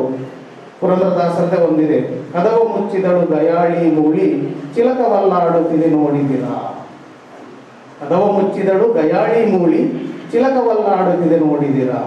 ಮುಂದುವರೆದು ಹೇಳ್ತಾರೆ, ಯಾಕೆ ಚಿಲಕಲ್ಲಾಡುತ್ತಿದೆ ಅಂತಂದ್ರೆ, ಯಾಕೆ ಕದ ಮುಚ್ಚಿಲ್ಲಂದ್ರೆ ಒಳಗಿರುವ ಪಾಪ ಹೊರ ಹೋಗದಿರಲೆಂದು ಕದವ ಮುಚ್ಚಿದಳು ದಯಾಳಿ ಮೂಳಿ. ಎಂತಹ ಪ್ರತಿಭಟನೆ, ಎಂಥ ರೀತಿಯಾದಂತಹ ಸಾತ್ವಿಕವಾದಂತಹ ಮಾತುಗಳ ಮೂಲಕ ದಾಸರು ಹೇಳ್ತಾರಲ್ಲ, ಇಡೀ ಆನಂದ ಕಂದರ ಕವಿತೆಗಳಲ್ಲಿ ಕೂಡ ಇಂಥ ಸಾತ್ವಿಕವಾದಂಥ ಸಿಟ್ಟು ನಮಗೆ ಕಾಣಿಸುತ್ತೆ. ಸಾಮಾಜಿಕವಾದಂಥ ಪರಿವರ್ತನೆಗಾಗಿ ನಾವು ಮಾಡಬೇಕಾದಂಥ ಕೆಲಸಗಳು ಏನೇನು ಅನ್ನುವಂಥದ್ದನ್ನು ನಾನು ಮುಂದೆ ಆ ಪದ್ಯವನ್ನು ಹೇಳ್ತೀನಿ. ನೀವು ಹೇಳುವಂಥದ್ದು, ನಿದ್ದೆಯಲ್ಲಿರೆ ನಾನು ಮಲಗಿಸುವೆ ಕೆಳಗೆ, ಎದ್ದು ಹೋಗುವೆಯ ನೀನು ಮನೆ ಕೆಲಸದೊಳಗೆ. ಮನೆ ಕೆಲಸಕ್ಕಂತೇಳಿ ನಾನು ಕೆಳಗಾಗಿ ಹೋಗ್ತೀಯಲ್ಲ, ಕಳವಳಿಸಿ ನಿದ್ದೆಗಳು ಬೆಚ್ಚಿ ಬೀಳುವೆನು, ಎಚ್ಚೆತ್ತು ಕಾಣ್ತಿರೋದು ಅಮ್ಮ ಎನ್ನುವೆನು, ಹುಚ್ಚ ನಾನಲ್ಲಿ ನಿನ್ನನ್ನು ಕಾಣದಿಯೇನು, ನಾನಿನ್ನು ನಿದ್ದೆಯನ್ನು ಮಾಡನೆಂದೆಂದು. ನಾನು ಯಾವತ್ತಿಗೂ ನಿದ್ದೆ ಮಾಡಲ್ಲಮ್ಮ, ಯಾಕೆಂದ್ರೆ ನಿನ್ನನ್ನು ಕೆಳಗಾಕಿ ನಿನ್ನ ಕೆಲಸಕ್ಕೆ ನೀನು ಹೋಗ್ಬಿಡ್ತಿ, ನನಗೆ ಭಯ ಆಗುತ್ತೆ. ಈ ಭಯ ಒಬ್ಬ ಗಂಡಸಿಗಾಗಲ್ಲ. ಆದರೆ ಇಲ್ಲಿ ನಾನು ಆಗಲೇ ಹೇಳಿದ್ದು, ಅದಕ್ಕೆ ಇಡೀ ಆನಂದ ಕಂದರ ಒಳಗಡೆ ಇರುವಂಥ ಹೆಣ್ತನದ ಬಗ್ಗೆನೇ ವಿಶೇಷವಾದಂಥ ರೀತಿ ಅಧ್ಯಯನ ಆಗಬೇಕು ಅನ್ನೋದು. ಅವರೊಳಗಡೆ ಕೆಲಸ ಮಾಡ್ತಾ ಇರುವಂತ ಹೇಳೋದು, ನೀನೆನ್ನ ಕೆಳಗೆ ಮಲಗಿಸಿದಿವೆ ಎಂತಿಂದು. ಯಾಕೆ ನಾನು ಮಲಗದೇ ಇಲ್ಲ, ಒಟ್ಟು ನಿನ್ನ ತೊಡೆ ಮೇಲೆ ಎದ್ದೇ ಇರ್ತೀನಿ, ಕಣ್ಣು ತಕ್ಕೊಂಡೇ ಇರ್ತೀನಿ ಅಂತಂದರೆ ನೀನನ್ನು ಕೆಳಗಾಕಿ ಹೋಗ್ಬಿಡ್ತಿ ಅನ್ನುವಂತಹ ಮಾತುಗಳನ್ನು ಹೇಳುವಂಥದ್ದು. ಅದಕ್ಕೆ ನೀನು ಯಾವತ್ತಿಗೂ ಕೂಡ ನನ್ನ ಜೊತೆನೇ ಇರಬೇಕಮ್ಮ. ಅದಕ್ಕೊಂದು ಪದ್ಯವನ್ನು ಬರೀತಾರೆ, ಹುಡುಗಾಟ ಅಂತೇಳಿ, ಹುಡುಗರ ಆಟ ಅನ್ನುವಂಥ ಒಂದು ಪದ್ಯವನ್ನು ಬರೀತಾರೆ. ಅಮ್ಮ, ನಾ ಹುಡುಗರೊಡನಾಟವಾಡಿದರೆ ಸುಮ್ಮನೆ ನನ್ನ ಘಾಸಿಗೊಳಿಸುವರೆ. ಹುಡುಗರ ಜೊತೆ ನಾನು ಆಟ ಆಡಕ್ಕೆ ಹೋಗ್ತೀನಿ, ಅವ್ರು ಸುಮ್ಮನೆ ನನಗೆ ನೋವು ಕೊಡ್ತಾರೆ. ಹೇಗೆ ಅಲ್ಲಿ ಬಾಲಕೃಷ್ಣ ಯಶೋದೆಯ ಸಂಬಂಧಗಳಿದ್ವಲ್ಲ, ಹಾಗೆ ಇಲ್ಲಿ ಅದನ್ನು ಹೇಳ್ತಾ ಹೋಗುವಂಥದ್ದು. ಘಾಸಿಗೊಳಿಸುವ ಗೆಳೆಯರೊಡನಾಟವೇನು, ಅದರಿಂದ ನೀನೇ ಸಂಗಡವ ಆಡುವೆ. ಅವರು ಅಂತಹ ಘಾಸಿ ಮಾಡುವಂಥ ಗೆಳೆಯರ ಜೊತೆ ನಾನು ಆಟ ಆಡಲ್ಲ, ನಿನ್ನ ಜೊತೆ ನಾನು ಆಟ ಆಡ್ತೀನಿ. ಎಂತೆಂಥ ಆಟಗಳು ಆಡ್ಬೋದು ಅನ್ನೋಂಥ. ನೀನಾಗು ಗಾಣ, ನಾನಾಗುವೆನು ಎತ್ತು. ನೀನು ಗಾಣ ಆಗು, ನಾನು ಎತ್ತ ಆಗ್ತಾ ಇದ್ದೀನಿ. ನನ್ನ ಕೈ ಹಿಡಿದು ತಿರುಗಿಸು ಸುತ್ತಮುತ್ತು, ನನ್ನ ಕೈ ಹಿಡಿದು ತಿರುಗಿಸು. ಆ ಗಾಣದ ಚಿತ್ರ ನೋಡ್ರಿ, ಹಿರೇಮಠ ಸರ್ ಹೇಳಿದಂತೆ ಆ ಜನಪದದ ಪ್ರತಿಯೊಂದು ಬದುಕಿನ ಅಂಶಗಳನ್ನು ಅವರ ಕಾವ್ಯದಲ್ಲಿ ತರ್ತಾ ಹೋಗುವಂಥದ್ದು. ಅಲೆ ಅಲೆ ನಡೆಯೆಂದು ಎದುರಿಸಮ್ಮ, ಗಾಣಗಸಿ ಎಣ್ಣೆ ಬಸಿ ಆಡಿಸಮ್ಮ. ಇಲ್ಲವೇ ನಿಲ್ಲು ನೀ ನಡುಗಂಬವಾಗಿ, ನಿನ್ನ ಮೈಯನ್ನು ಹಿಡಿದು ಸುತ್ತಲೂ ತಿರುಗಿ ಕಂಬಾಟ ನಿಂಬಿ ತೋಟದ ಆಟ ಆಡುವೆನು ನೋಡಿ. ಎಷ್ಟು ಜನಪದ ಆಟಗಳನ್ನು ಅವರು ಇಲ್ಲಿ ಮೆನ್ಷನ್ ಮಾಡ್ತಾ ಇದ್ದಾರೆ. ಆ ಗಾಣದ ಆಟ ಆಡುವಂಥದ್ದು, ಮತ್ತು ಇಲ್ಲಿ ಸುತ್ತಲೂ ತಿರುಗುವಂಥ ಕಂಬದ ಆಟವನ್ನು, ನಿಂಬಿ ತೋಟದ ಆಟವನ್ನು, ಅದನ್ನೆಲ್ಲವನ್ನು ನೀನೆನ್ನ ಓಡಾಟ ಕೆಳಗೆ ನಾನಿಡಿದರೆ ಬಳಲಿಯೇ ಇರುವೆ, ನಾನು ಆಡುತ್ತಿರಲು ನೀ ನಡುವೆ ನಿಂತಿರುವೆ. ಆ ಕಂಬದ ಆಟದಲ್ಲಿ ನೀನು ಮಧ್ಯದಲ್ಲಿ ಇರ್ತೀಯಲ್ಲ, ನಾನು ಮಾತ್ರ ಸುತ್ತಾ ಇರ್ತೀನಿ, ನಮ್ಮಮ್ಮ ನನ್ನನ್ನು ಬಿಟ್ಟು ಇಲ್ಲಿಗೂ ಹೋಗಲ್ಲ ಅನ್ನುವಂಥದ್ದು. ನಿನ್ನ ಮೈ ಕೈಗಳನ್ನು ಹಿಡಿದಿರುವೆ ನಾನು, ನನ್ನ ತಪ್ಪಿಸಿದ ಹೋಗುವೆ ಹೇಗೆ ನೀನು. ನಾನು ಆಟವನ್ನಾಡಿ ಸಾಕಾಗಿ ಬಳಲಿ, ನಿನ್ನ ತೊಡೆಯೋಳು ಮಲಗುವೆನು ಬಂದು ಮರಳಿ. ಸಾಕಾಗಿ ಮತ್ತೆ ನಿನ್ನ ತೊಡೆಯ ಮೇಲೆ ನಾನು ಮಲಗುತ್ತೀನಿ ಅನ್ನುವಂತಹ ಈ ಪದ್ಯಗಳನ್ನು ನೋಡಿದಾಗ ಅವರ ಮಾತೃತನಕ್ಕೆ, ಅವರ ಸಾಹಿತ್ಯದಿಂದ ಇರುವಂಥ ಆಶಯಗಳಿಗೆ ನಮ್ಮ ಒಂದು ಅರ್ಥವೂ ಕೂಡ ಗೊತ್ತಾಗುತ್ತೆ ಅನ್ನುವುದು.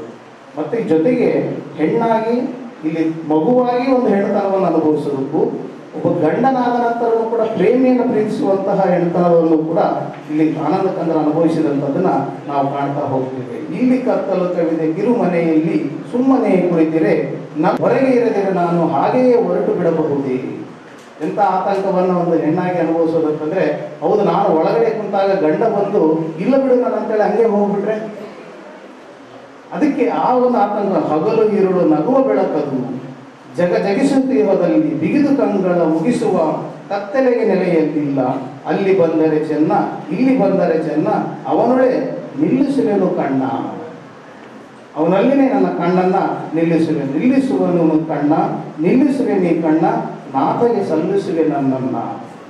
ಗಂಡನಿಗೆ ನನ್ನನ್ನು ನಾನು ಸಲ್ಲಿಸ್ಕೋತೀನಿ ಅನ್ನುವಂಥದ್ದು.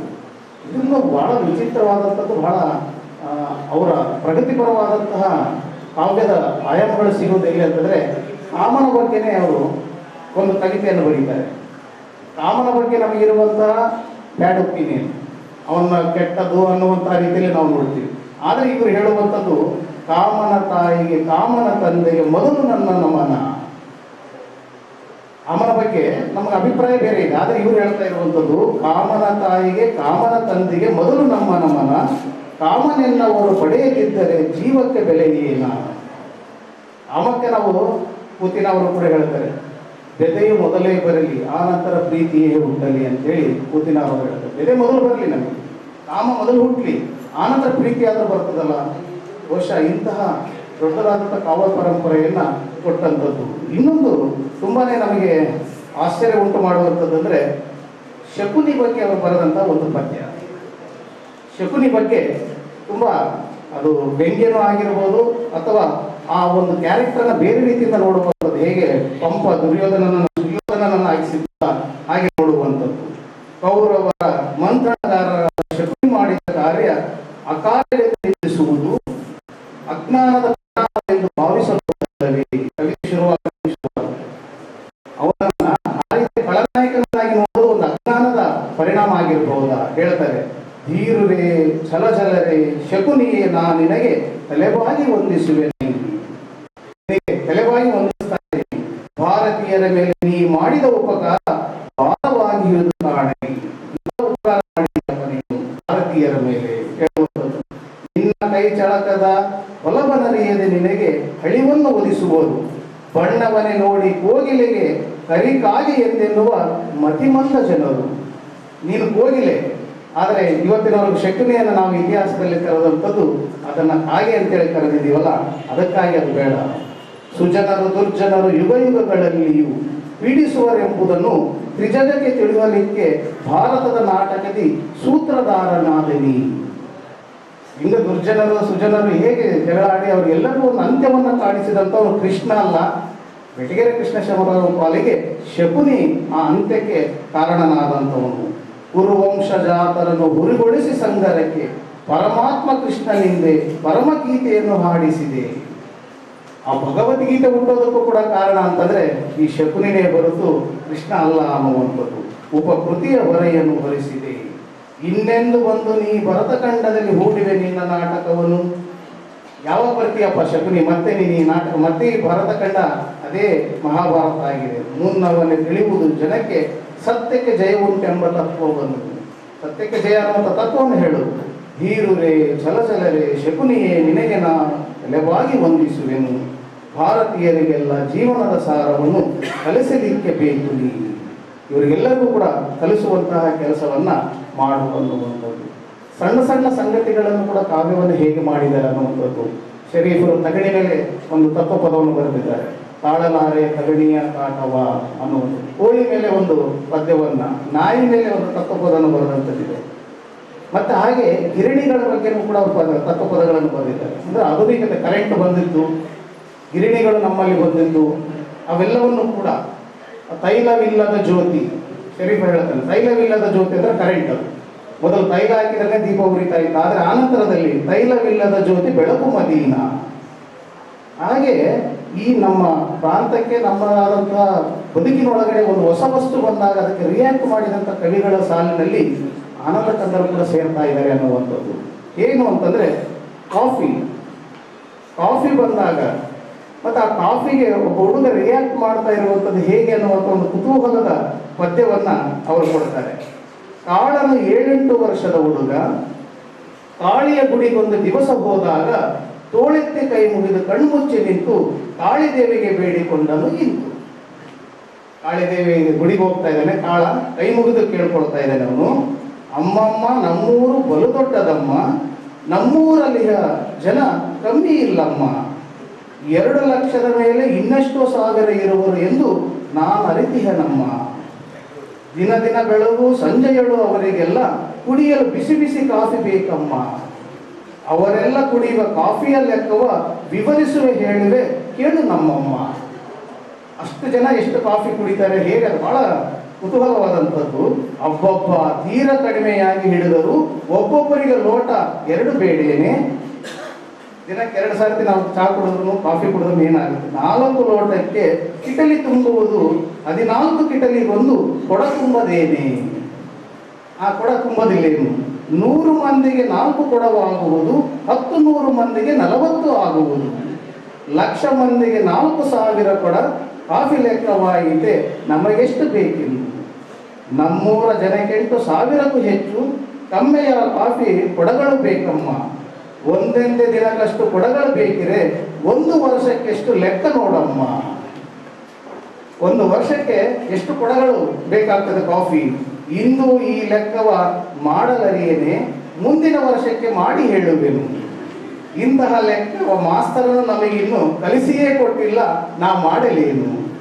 ಆದರೂ ನಾ ಸುಮಾರಾಗಿ ಹೇಳುವೆನು ನಮ್ಮೂರ ವರ್ಷದ ಕಾಫಿ ಲೆಕ್ಕವನ್ನು. ವರ್ಷದ ಕಾಫಿಯು ಸೇರಿ ಕೆಂಪಾಂಬುದಿ ಕೆರೆ ಅಂತ ಕೆರೆ ತುಂಬುವುದು ನೀತಿ. ಒಂದು ಕೆರೆನೇ 1 ವರ್ಷದ ಕಾಫಿ ತುಂಬಿಬಿಡುತ್ತದೆ ಅನ್ನುವಂಥದ್ದು. ಕೆರೆ ತುಂಬ ಕಾಫಿಯ ಕಾಸ ಬೇಕಾದರೆ ವರ್ಷವೆಲ್ಲವೂ ಎಷ್ಟು ಶ್ರಮ ನಮಗಮ್ಮ. ಅದನ್ನು ದಿನ ಬಾಯಿಲ್ ಮಾಡಬೇಕಲ್ಲ, ಎಷ್ಟು ಶ್ರಮ ಪಡಬೇಕು ಕೆರೆ ನೀರು ಕಾಫಿಯನ್ನ ನಾವು ಕಾಯಿಸಿಕೊಳ್ಳೋದಕ್ಕೆ.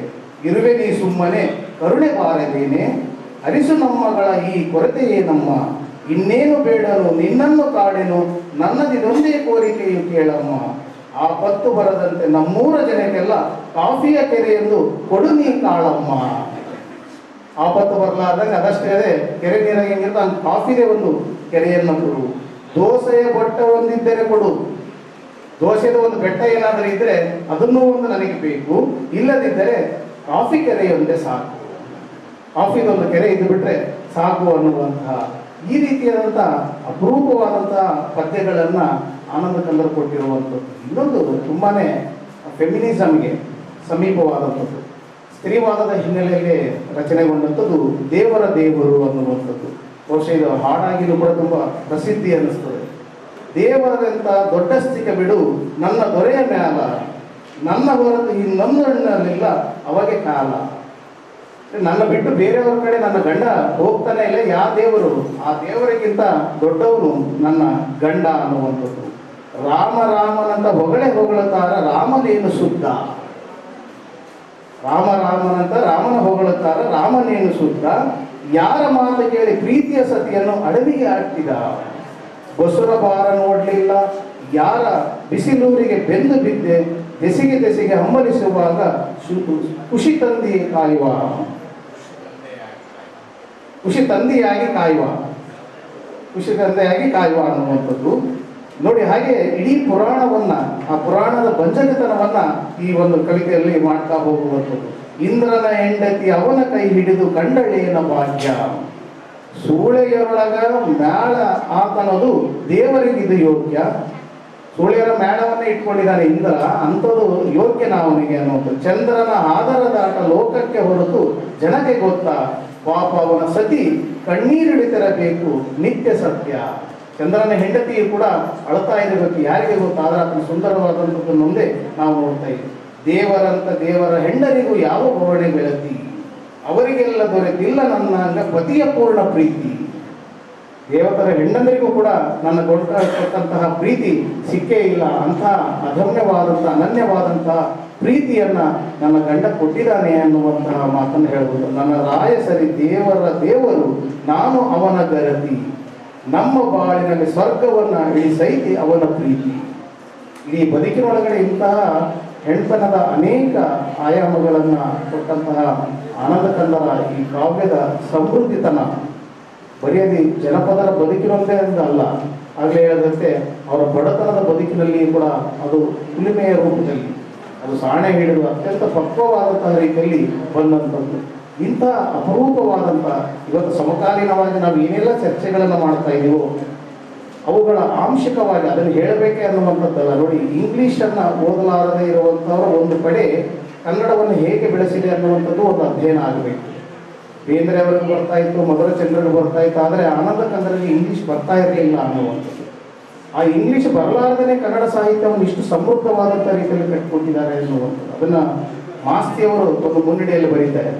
ಇಂಗ್ಲೀಷ್ ಬರಲಾರದೇ ಇಷ್ಟು ದೊಡ್ಡದಾದಂಥ ಕಾವ್ಯ ಪ್ರಯೋಗವನ್ನು ಆನಂದ ಕಂದರು ಮಾಡಿರುವಂಥದ್ರ ಬಗ್ಗೆ ಒಂದು ಉಲ್ಲೇಖ ಮಾಡ್ತಾರೆ. ಅದಕ್ಕೆ ನಮ್ಮ ಗರತಿ ಹಾಡುಗಳನ್ನು ಮೊಟ್ಟ ಮೊದಲಿಗೆ ಮುನ್ನುಡಿ ಬರೆಯೋದಕ್ಕೆ BM ಶ್ರೀ ಅವರಿಗೆ ಕಳಿಸ್ತಾರೆ ಈ ಅಲಸಂಗಿ ಗೆಳೆಯರು. ಇದನ್ನು ಓದ್ರಿ ಮೊದಲು ನೀವು ಅಂತ. ಆ ಇಂಗ್ಲೀಷ್ ಗೀತೆಗಳನ್ನು ಟ್ರಾನ್ಸ್ಲೇಷನ್ ಮಾಡೋದು ಒಂದು ಕಡೆ ಆಯಿತು, ಇನ್ನೊಂದು ಕಡೆ ಕನ್ನಡದ ಜೀವಾಳವಾಗಿರುವಂಥ ಈ ಜನಪದ ಸಾಹಿತ್ಯವನ್ನು ಕೂಡ ನೀವು ಒಂದು ಸರ್ತಿ ಗಮನಿಸಬೇಕಂತೇಳಿ ಅವರಿಗೆ ಮುನ್ನುಡಿಗೊಳಿಸಿದಂಥವರಲ್ಲಿ ಆನಂದ ಕಂದರು ಕೂಡ ಒಬ್ಬರಾಗಿದ್ದರು. ಕೆರೆಗಾಹಾರದ ಬಗ್ಗೆ ಆಗಲಿ ಬರ್ತಾ ಹೋಗಿ ಇಂಥ ಅನೇಕ ಮನುಷ್ಯ ಪರವಾದಂಥದ್ದು. ಅಂದರೆ ಒಂದು ಅಂಶ ಅಂತಂದರೆ ಬಹಳ ದೊಡ್ಡ ಆಶಾವಾದಿತ್ವವನ್ನು ಆನಂದ ಕೃಷ್ಣ ಮತ್ತು ಬೆಟಗೇರಿ ಕೃಷ್ಣ ಶರ್ಮರವರು ಹೊಂದಿದ್ರು. ಇಡೀ ಅವರ ಲಿಟ್ರೇಚರನ್ನು ನೋಡಿದ್ರೆ ಅಲ್ಲಿ ಕಾಣುವಂಥದ್ದು ಒಂದು ಭರವಸೆ, ಈಶ್ವರನ್ನು ಪ್ರೀತಿಸುವಂತಹ ವಿಶಿಷ್ಟವಾದಂತಹ ಒಬ್ಬ ಕವಿ ಆಗಿ ಮತ್ತು ಆ ಕಾಲಘಟ್ಟದಲ್ಲಿ ಸದ್ದಿಲ್ಲದೆ ಅದಕ್ಕೆ ಪಾಟೀಲ್ರ ಒಂದು ಕಡೆ ಅದನ್ನು ಉಲ್ಲೇಖ ಮಾಡ್ತಾರೆ, ಶಾಪಗ್ರಸ್ತ ಗಂಧರ್ವರು.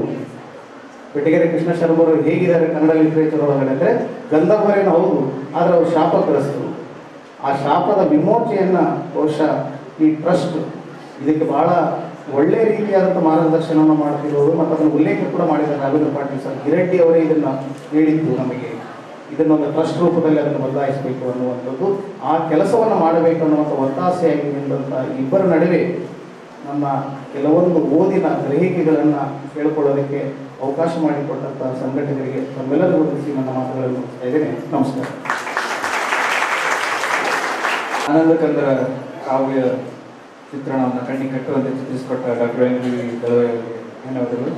ಕಾರ್ಯಕ್ರಮದ ಮುಂದಿನ ಭಾಗದಲ್ಲಿ ಡಾಕ್ಟರ್ ಬೆಟಗೇರಿ ಕೃಷ್ಣ ಶರ್ಮ ಸ್ಮಾರಕ ಪ್ರತಿಷ್ಠಾನದ ವತಿಯಿಂದ ಕೆಲವು ಪುಸ್ತಕಗಳನ್ನು ಕೊಡುಗೆಯಾಗಿ ಕೊಡ್ತಾ ಇದ್ದಾರೆ. Professor Raghavendra Patil Shri H. ದೇವೀರಪ್ಪ ವೇದಿಕೆಗಾಗಿ ಕೊಡುಗೆಯನ್ನು ಕೊಡ್ತಾರೆ.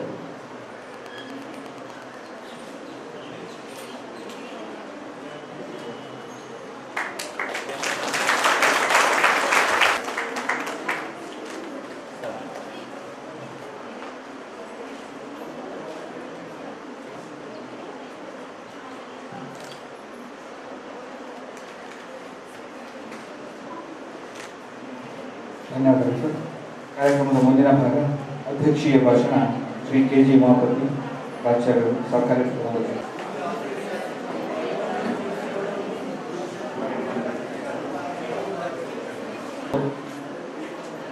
ಸಾಹಿತ್ಯದ ರಥವನ್ನು ಇಂದಿಗೂ ಕೂಡ ಎಳಿತಾ ಇರುವಂತಹ ಪ್ರೊಫೆಸರ್ ರಾಘವೇಂದ್ರ ಪಾಟೀಲ್ ಅವರು, ಪ್ರೊಫೆಸರ್ ಕಿರಟಿ ಗೋವಿಂದರಾಜ್ ಅವರು, ಹಾಗೆಯೇ ಮಲ್ಲಿಕಾರ್ಜುನ ಹಿರೇಮಠ್ ಮತ್ತು ಡಾಕ್ಟರ್ ದಳವಾಯಿ ಅವರು ಇವತ್ತು ಬಂದು ನಮ್ಮ ಕಾಲೇಜಿನ ದೇವೀರಪ್ಪ ಸಾಹಿತ್ಯ ಸಾಂಸ್ಕೃತಿಕ ವೇದಿಕೆ ಹಾಗೂ ಬೆಳಗಾವಿಯ ಡಾಕ್ಟರ್ ಬೆಟಗೇರಿ ಕೃಷ್ಣ ಶರ್ಮ ಅವರ ಸ್ಮಾರಕ ಪ್ರತಿಷ್ಠಾನ ಇದರ ಒಂದು ಸಂಯುಕ್ತ ಆಶ್ರಯದಲ್ಲಿ ಡಾಕ್ಟರ್ ಬೆಟಗೇರಿ ಕೃಷ್ಣ ಶರ್ಮರ ಸಾಹಿತ್ಯಿಕ ವ್ಯಕ್ತಿತ್ವ ಎನ್ನುವಂಥ ಒಂದು ವಿಷಯವನ್ನು ಮುಂದಿಟ್ಟುಕೊಂಡು ಒಂದು ದಿನದ ಕಾರ್ಯ ರಾಜ್ಯ ಮಟ್ಟದ ಒಂದು ವಿಚಾರ ಸಂಕಿರಣವನ್ನು ಇವತ್ತು ಏರ್ಪಡಿಸಿರ್ತಕ್ಕಂಥದ್ದು ಇವತ್ತು ಭಾಳಷ್ಟು ಒಂದು ಸಂತೋಷ ಆಗಿರುವಂಥದ್ದು.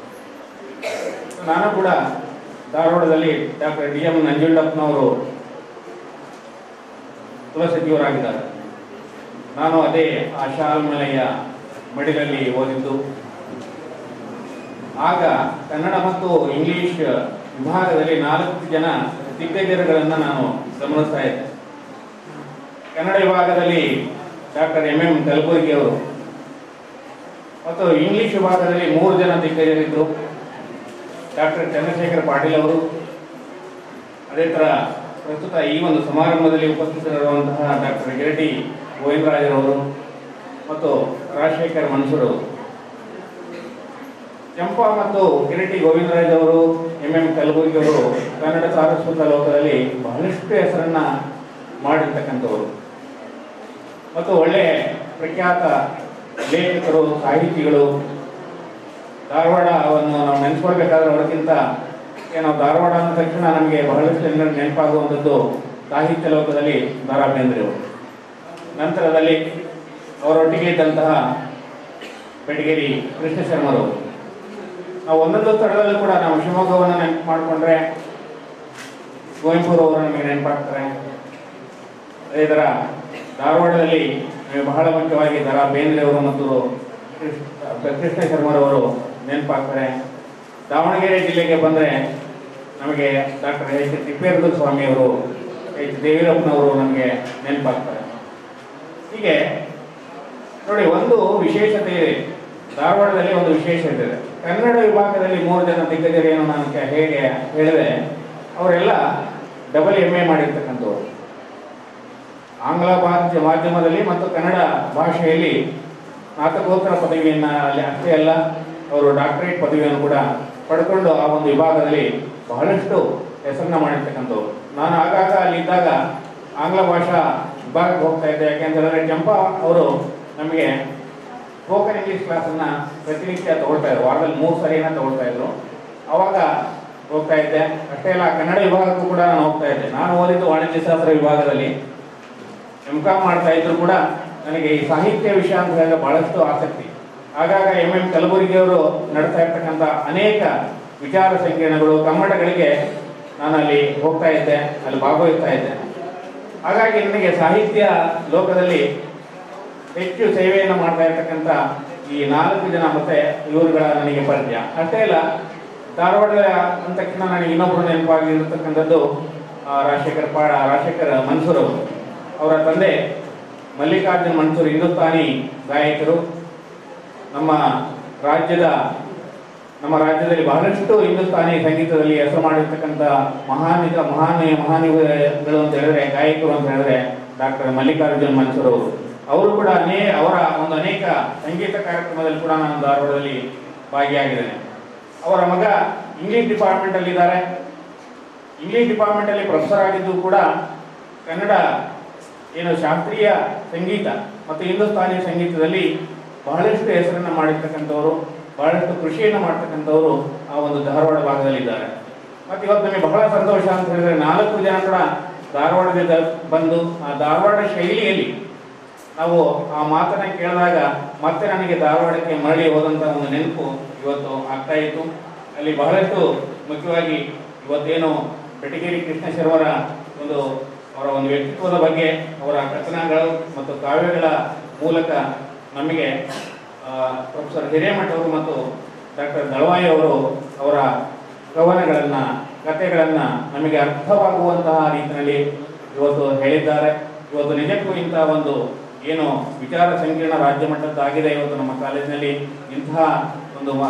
ಇಂಥ ಒಂದು ಕಾರ್ಯಕ್ರಮಗಳನ್ನು ಇನ್ನು ಮುಂದೆ ಕೂಡ ನಾವು ಮಾಡಿಕೊಳ್ಳಲಿಕ್ಕೆ ನಾವು ತಯಾರಿದ್ದೇವೆ ಅಂತ ಹೇಳಿ ಪ್ರೊಫೆಸರ್ ರಾಘವೇಂದ್ರ ಪಾಟೀಲ್ ಅವರು ನಮಗೆ ಹೇಳಿದ್ದಾರೆ.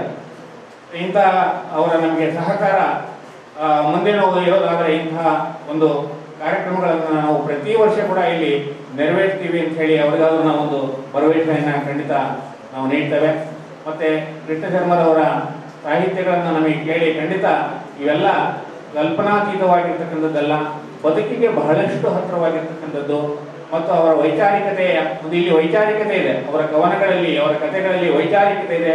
ಅದು ನಮ್ಮ ಬದುಕಿಗೆ ಅಥವಾ ಹಳ್ಳಿಯ ಜೀವನಕ್ಕೆ ತುಂಬ ಹತ್ತಿರವಾಗಿರ್ತಕ್ಕಂಥ ಒಂದು ಕಥೆ ಮತ್ತು ಕಾವ್ಯಗಳು ಅಂತ ನಾವು ಹೇಳುತ್ತಾ, ಇಂತಹ ಒಂದು ಕಾರ್ಯಕ್ರಮವನ್ನು ಅಥವಾ ಇಂಥ ಒಂದು ಸುಸಂದರ್ಭವನ್ನು ನಮಗೇನು ಏರ್ಪಡಿಸಿರ್ತಕ್ಕಂಥ ಮತ್ತು ಒದಗಿಸಿಕೊಟ್ಟಂಥ ನಮ್ಮ ಕನ್ನಡ ವಿಭಾಗದ ಮುಖ್ಯಸ್ಥರಾದಂತಹ ಡಾಕ್ಟರ್ ಗಣೇಶ್ ಅವರಿಗೂ ಕೂಡ ನಾನು ತುಂಬ ಹೃದಯದ ಧನ್ಯವಾದಗಳನ್ನು ಹೇಳ್ತೇನೆ. ಅಷ್ಟೇ ಅಲ್ಲ, ಈ ಕಾರ್ಯಕ್ರಮಕ್ಕೆ ವಿಶೇಷವಾಗಿ ನಮ್ಮ ಊರಿನ ಹಿರಿಯರು ಬಹಳಷ್ಟು ಜನ ಮತ್ತು ಸಾಹಿತ್ಯಾಸಕ್ತರು ಬಹಳಷ್ಟು ಜನ ಇಲ್ಲಿ ಆಗಮಿಸಿದ್ದಾರೆ. ಮತ್ತು ಈ ಒಂದು BEd ಕಾಲೇಜಿನ ಎಲ್ಲ ವಿದ್ಯಾರ್ಥಿಗಳು ಕೂಡ ನಮ್ಮ ಕರೆಗೆ ಹೋಗ್ಬಿಟ್ಟು ಇಲ್ಲಿ ಆಗಮಿಸಿದ್ದಾರೆ. ನಮ್ಮ ಕಾಲೇಜಿನ ಎಲ್ಲ ಬೋಧಕ ಬೋಧಕೇತರ ವರ್ಗದವರು ಕೂಡ ಈ ಒಂದು ಸಮಾರಂಭದಲ್ಲಿ ಪಾಲ್ಗೊಂಡಿರ್ತಕ್ಕಂಥದ್ದು ಬಹಳಷ್ಟು ಸಂತೋಷದ ಒಂದು ವಿಷಯ ಅಂತ ತಿಳಿಸುತ್ತಾ ಈ ಒಂದು ಅಧ್ಯಕ್ಷೀಯ ನುಡಿಗೆ ನಾನು ವಿರಾಮ ಹೇಳ್ತೀನಿ. ಅಧ್ಯಕ್ಷೀಯ ನುಡಿಗಳನ್ನಾಡಿದ ಪ್ರಾಚಾರ್ಯರಿಗೆ ಧನ್ಯವಾದಗಳು. ಕಾರ್ಯಕ್ರಮದ ಮುಂದಿನ ಭಾಗ ಕಿರುಕಾಣಿಕೆ ಅತಿಥಿಗಳಿಗಾಗಿ.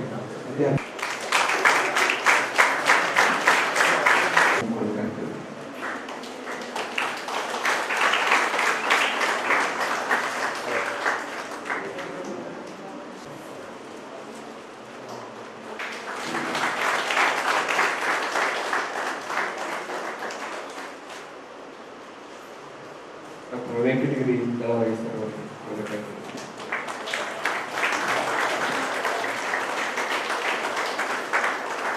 ನಮ್ಮ ಕಾಲೇಜಿನ ಕನ್ನಡ ಅತಿಥಿ ಉಪನ್ಯಾಸಕರಾದ ಶ್ರೀ ನಾಗೇಶಪ್ಪ.